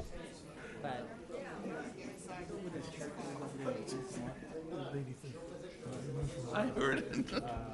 Yeah, I do need mine. Help. Oh, yeah, right, next to the school they just demolished. That one? No. The one by 7-Eleven? Garcia, it's 75. It's 75. I'm gonna What? do- It's a church down there, East Market, or the San Pedro. Which one? Holy Angels? Holy Angels. Yeah, Holy Angels, yeah. Right across the street Oh, from that's the that- one right, yeah, okay. Right across the street from that, there's a solar panel or something. Yeah. And underneath the solar panels, it's all empty lot.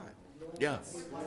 That was school Oh, school district district. property, and actually, we declared it surplus property at one Okay, time. all right, I just wanted to, because I Yeah. didn't- You know, I that's didn't what I think was it gonna a ask city these lot. people here for that apartment. all right, you ready to move on? With solar panels on Okay. top. Good evening, Planning Commission. Tonight is a major subdivision and design review for a 20-unit condo project at 89 2nd Avenue. Just to provide some background, this is a former nursery site. They are proposing the 20-unit condo project with subgrade parking. Excuse me. The property has a general plan and zoning designation of high density, 35 to 50 dwelling units per acre. There also is a housing opportunity site. This is the project vicinity map, very eclectic mix of different uses and different residential properties in the area. This is some of the general architecture overview. These are 2-bedroom flats to 2-level bedroom townhouses. The overall contemporary appearance of the building is intended to complement the scale and mix of housing types in the immediate neighborhood. The overall architecture is of painted stucco walls, front facades articulated by hardwood planks, and a variety of rooftop decks and cantilevered wood frame windows. This is another architectural rendering of the site. For projects of this scope, they have to follow the R3 section of the code, which mandates 150 square feet of open space per unit. So that equates to approximately 3,000 square feet. This can be achieved through a variety of ways, including patios and rooftop decks, which the applicant is proposing. Since this is a condominium project, based on the condominium ordinance, a use permit is required, and the findings of fact can be made for the condo project and can be found on page 3 of the staff report. The required number of parking spaces for a condo with 20 two-bedroom units is 40.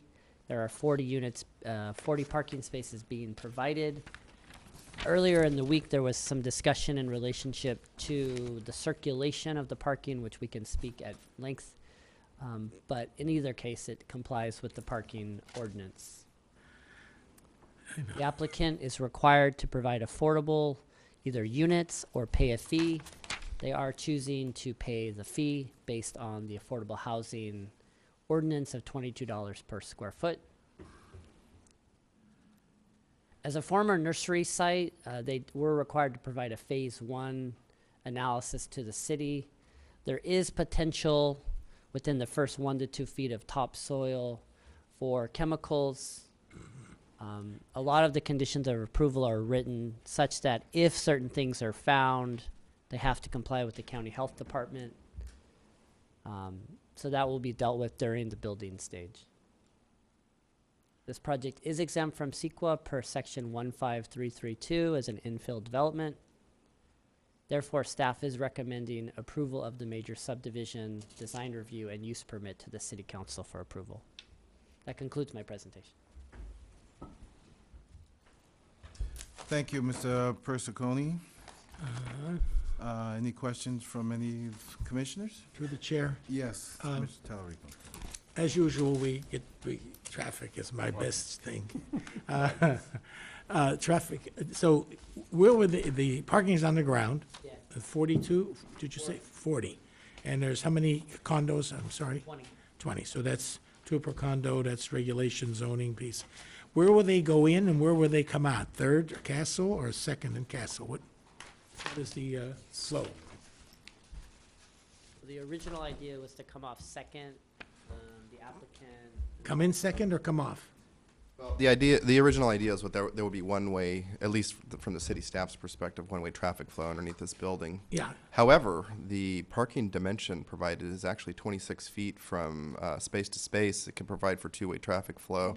There's been a discussion the architects had with the staff about possibly widening the garage door. That may or may not be necessary. All right, it's not a huge number of parking Conversation was spaces. saying they're gonna come in Second Avenue and come out Third. Well, all right. we're probably going to let them have in and out on both streets. Castle Street's not affected. Right, I was over there, and the areas really needs to be developed.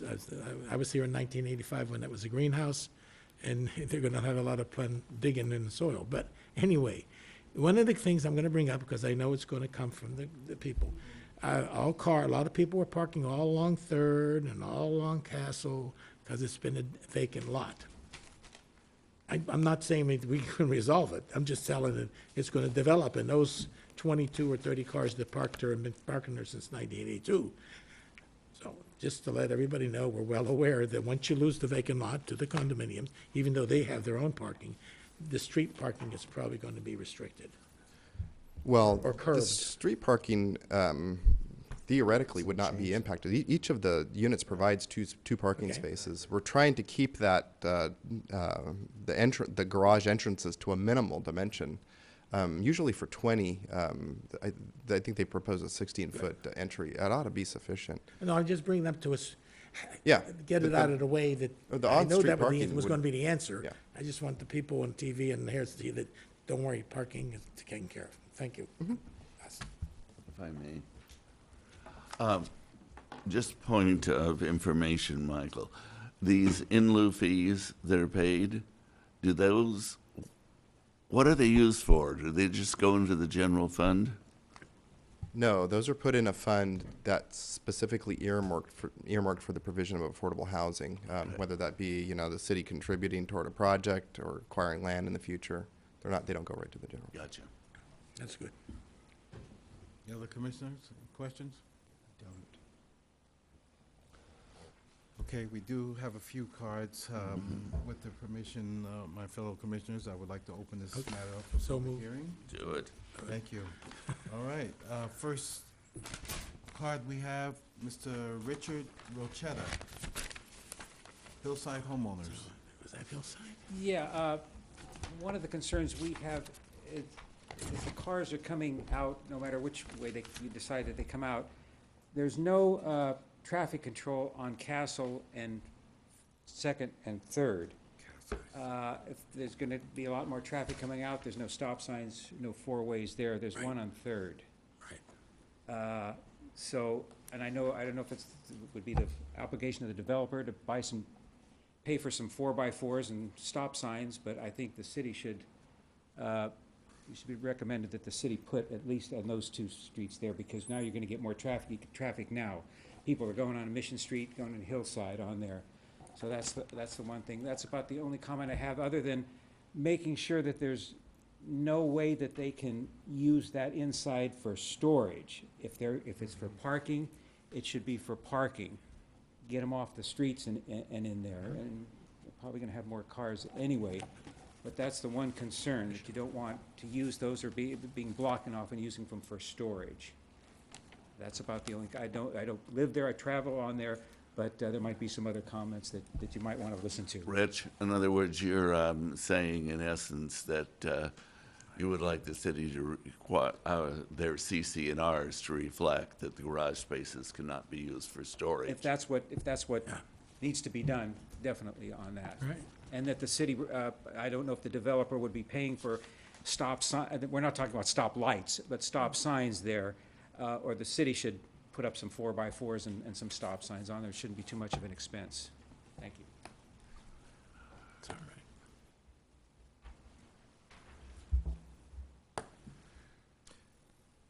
Any other questions? We didn't, oh, this is public hearing. Yeah. I mean, I had one. Thank you, Mr. Rochetta. Next is Mr. Jesus Sirodig? Sordia. Welcome, sir. Same concern, parking. Those is gonna be open space, the parking lots that you have? Open space? To you, question to you. I'm not understanding the question. You don't understand? No, That's if it's The parking for the parking- the residents parking or is for gonna the. be Oh, open. the parking underneath the building is exclusively for the people who live inside the building. But it's gonna be open, wide open, no closing, no garage closing, no nothing. No, it's inside a parking garage underneath the building. But it's gonna be wide open. The reason is, Wide open, yes. Each Yes. of the stalls does not have its own garage door, if that's the what you're asking. question is for you, because when people come to you, you laugh and you try like, okay, look in different ways, so I direct it to you. Okay. But, let's understand your question. So each of the parking spaces is open in an open parking garage. Okay, it's gonna be wide open, no garage opening, no, it's gonna be no door. Because otherwise, no matter how much They could be used for parking that you have, because the car's gonna be ended to the street, and everybody is gonna be affected. The gentleman says also it's gonna be no stop signs on the corners. And it's hard for the city to put a stop sign. People like, All right, we have sir. the high school right in the corner. Sir, okay. You're asking a few questions. Let's first address the issue about the open garage or something. Is that true that it was going to be like a gate and the residents would go into the gate would open? Right. That's right. Okay. There would be essentially along Third and along Second, there would be a roll-up door. That's the only garage doors there would be. So each space would not have a roll-up door. Good. Okay. So that would, But it would be a closed garage. it would be a closed garage, Key not operated. accessible to the public. But yes. All right. You're concerned also about the stop signs as to what Mr. Rich brought up, and that's still on the table to be That's discussed another as one, well. and Yes. we have the high school right in the corner. Kids driving like crazy over there, both streets. both streets they're running like, but you don't live there. That's why you don't care. You can put more units. No, We don't want no more units. All right, Mr. Sordia, okay, do you have any other concerns? That's it, but only All this right. thing. Thank you so much, sir. Thank you. I know it's like wasting my time here. I know it's No, gonna no, go under no. the table, Okay. that's it. No, no. All right, I'm not thank you wasting so your much. time. Okay, next is Miss Elena Cross.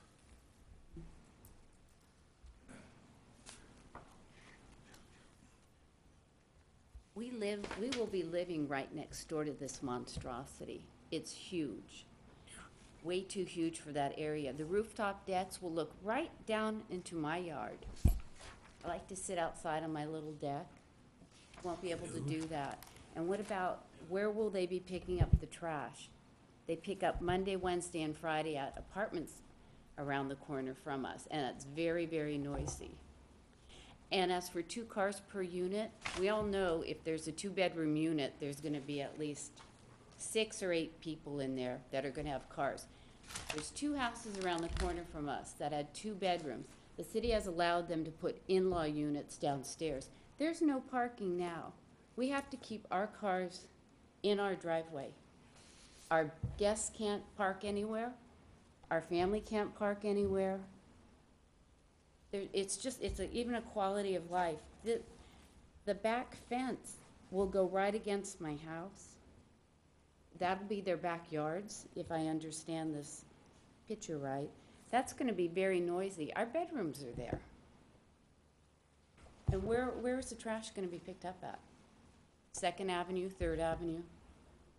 A detail like that would be worked out with Allied Waste at the time of construction. The applicant has indicated a dedicated trash storage area, and then the trash would be brought to the street on trash day. Yeah, like all apartment buildings. Just like all apartment buildings. And is there It's gonna a be an condominium. on-site manager there? No, this is a condominium building, so there's not a requirement for that. And there's no parking now. Where would these people park? Castle Street in the afternoons is terrible. We get all the traffic coming from JFK, Guadalupe, Thornton School, Policito School. People coming from Jack in the Box, Taco Bell, and there's no stop. There's one stop arterial, and there isn't any from Castle down to, right across, is what I'm trying to say. Thank you. Thank you, Ms. Yeah. Cross. That's the last card we have on item number 3. There were a few concerns that came up before we closed the public hearing. Unless there's anything else, let's go with the closing of the public hearing at this time. So moved. A second. Second, all those in favor? Aye. Aye. All right, I have a question regarding the stop signs. Is that something that's feasible for 2nd and Castle or 3rd Street? It's just a question. Sure. This is something we can actually talk to the city's traffic engineer tomorrow about. If there's not a stop sign there, we can take a look. I don't know if there's a warrant for that. Just go straight through, right, because Castle, I would think Yeah. is, so.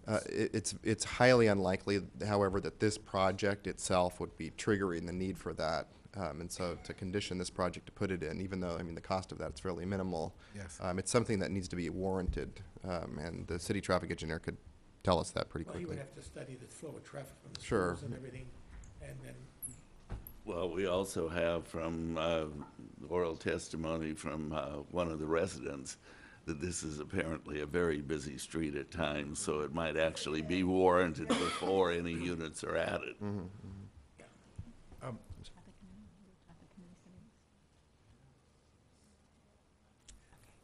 It's also possible the traffic committee would look at this, which would be Yeah. including Public Works as Mhm. well as the city Great. engineer. Mr. Persicone, would you kindly bring up the rendition as to Sure. the photo? Right there.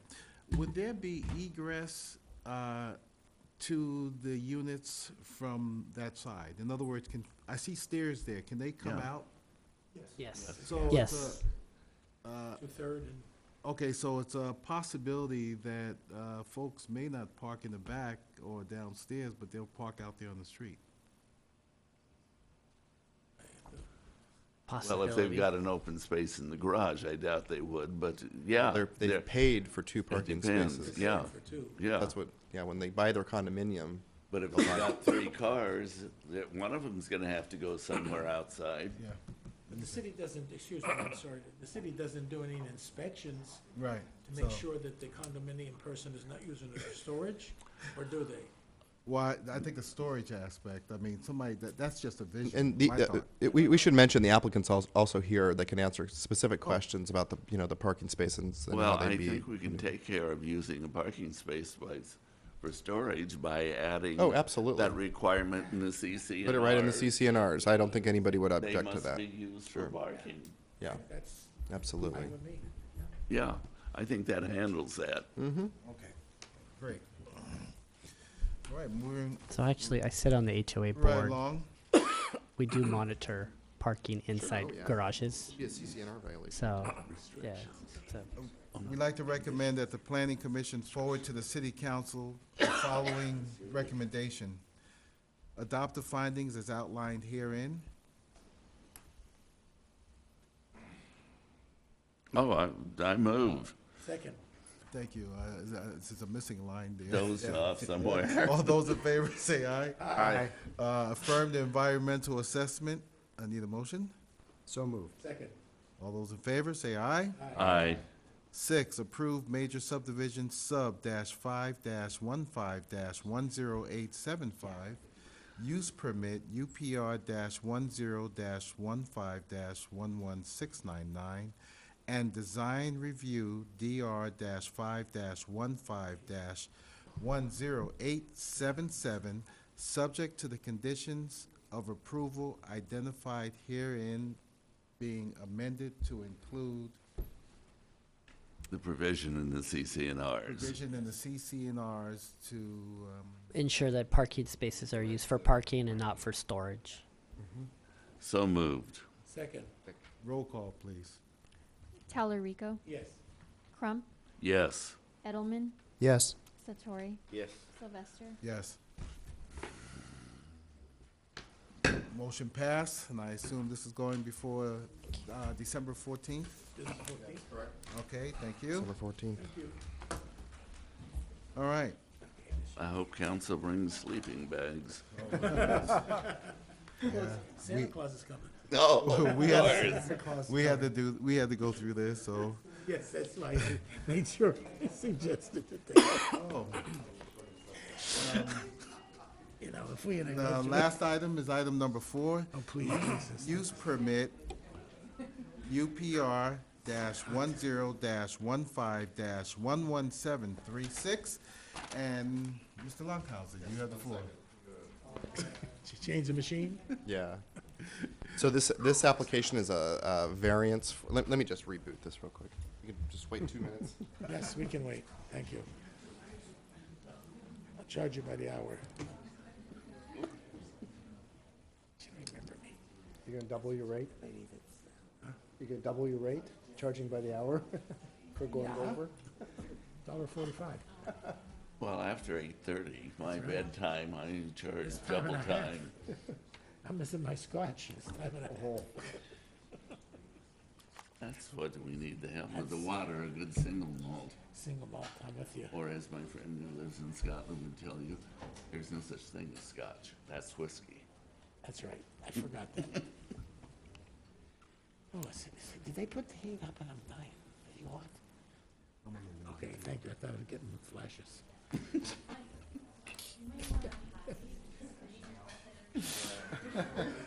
We can't see his password anyway. Yeah. Oh, thank God there are date on this as places down I'm getting them. Yeah, it's broadcast to the whole city. Oh, that's good. Watch out, remember it's on film. Oh, that's right.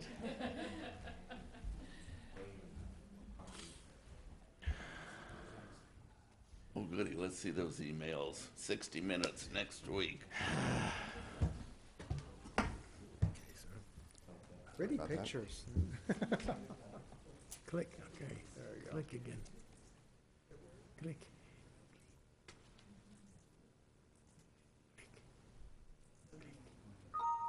Oops. Oh, very good, Michael. Gee. Yeah, He's a I'm pro. impressed. Sorry about that. Thank I'm you. impressed. That's a repetitive stress injury, though.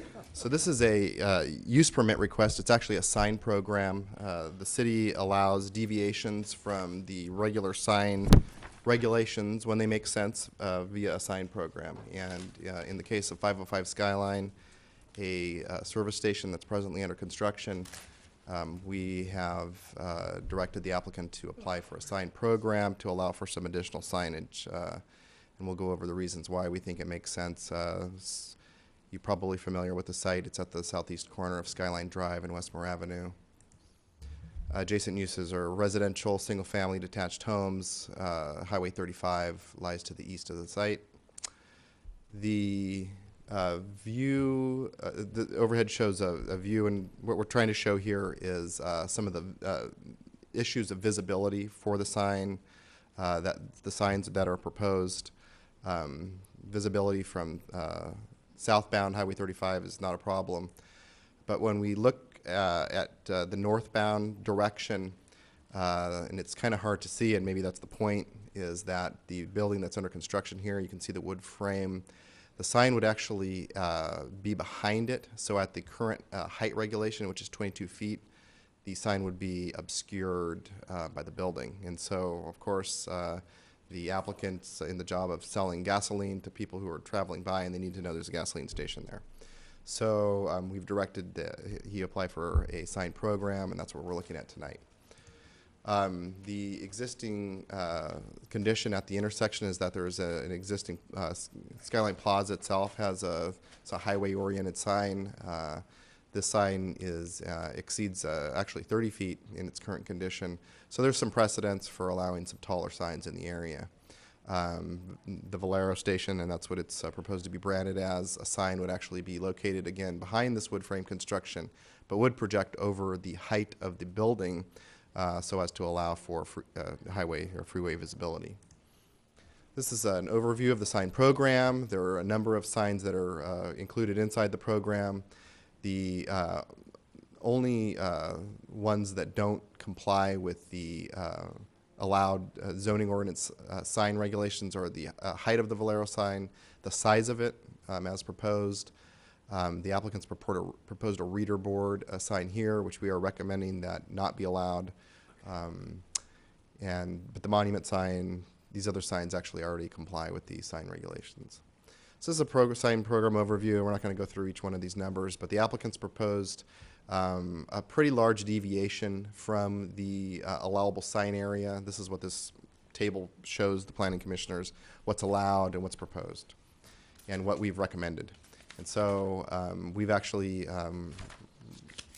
required or recommended that the planning commission adopt a smaller pole sign. The applicants proposed essentially a 13 by 13 square foot sign. We've recommended that come down to a 10 by 10. They've requested that sign be a 30-foot height. We've recommended a 27-foot height. We're trying to keep the minimal impact to the neighborhood. Essentially, the bottom line is that the deviation that the city staff's recommending is a 35% deviation, which isn't a terribly large deviation. It's not double as proposed. So we've taken a look at this application, and we do think it merits your approval. The proposal is exempt from CEQA, and we're recommending the Planning Commission forward to the City Council an adoption of the findings for affirmation of the environmental assessment and approval of the use permit, subject to the conditions of approval. If there's any questions, we can answer those. Through the chair. Yes. Mike, when I first looked at this, the first thing that struck me are the signage that will go on what would be the front, the pump side of the station. Mm-hmm. Is anything done to those signs to lower their light value and lessen their impact on the housing across the street? Sure, that's a good question. The original conditions of approval for the gasoline station had conditions related to signs, which are still in place. Those restrict the illumination of any signs that are facing southward that are on the canopy, as well as the illumination. So these signs will not be lit, and that more specifically would be the smog and lube sign cannot be lit, and these signs can't be lit, and those are still in place, and we're recommending those remain non-illuminated. There's no proposed illuminated signs facing west. The What signs about on the the north. foods sign? This sign would be allowed to be illuminated. And that would be actually located here underneath a it's heavily obscured lit by canopy. Yeah, and the lighting from the canopy would probably wash out any Okay. effect that it would have, so. Through the chair? Congratulations on not allowing the reading sign, the LED. Yeah, and the LED I would come find off that the quite pole sign too. Driving in different cities. Mhm. Now, I'm gonna ask very, let me say, segue said the question. We're not gonna see a car washing come here anytime. Car washing's not proposed or approved. Okay. I'm just, Yeah, you know, no. every No. gas station after 3 years, all of us, all right, thank you. No, these people are rebuilding, but they're not shell. Any other questions from any commissioners? Being there is none, I'd like to open it now for public hearing. I have one card, and that's Mr. Vaughn Jones. At long last. I'm Vaughn Jones, president of the Skyline Palisades Homeowners Association. People on the west side have looked at a hideous wrecked building on that site for very nearly 15 years. And we're so delighted that finally a new business that's very attractive is going up there. The Skyline Palisades Board reviewed this issue, and we find no fault with it, and I'm speaking in behalf of the applicant, and I hope you approve. Thank you. Thank you, Mr. Jones. That was easy. The 18th. Being that we have no other cards, I would like to close the public hearing at So this time. moved. Motion. All in favor? Aye. We would like to recommend that the Planning Commission forward to the City Council the following recommendation. Adopt the findings as outlined herein. Need a motion? So moved. Second. All in favor? Aye. Motion pass. 5, affirm the environmental assessment. So moved. Second. All in favor? Aye. Lastly, approve use permit UPR-10-15-11736, the sign program, subject to the conditions of approval outlined herein. So Motion? moved. Second. Roll call, please. Talerico. Yes. Crump. Yes. Edelman. Yes. Satori. Yes. Sylvester. Yes. Motion pass. Would that be December 14th for the city council? Thank you, sir. December 14th, that's right. That's going to be a busy meeting. Any public appearances, staff communications, acquisitions, vacations, and et cetera? Request a motion to adjourn. So moved. All in favor? Aye. This meeting is now adjourned. Thank you so much, everyone.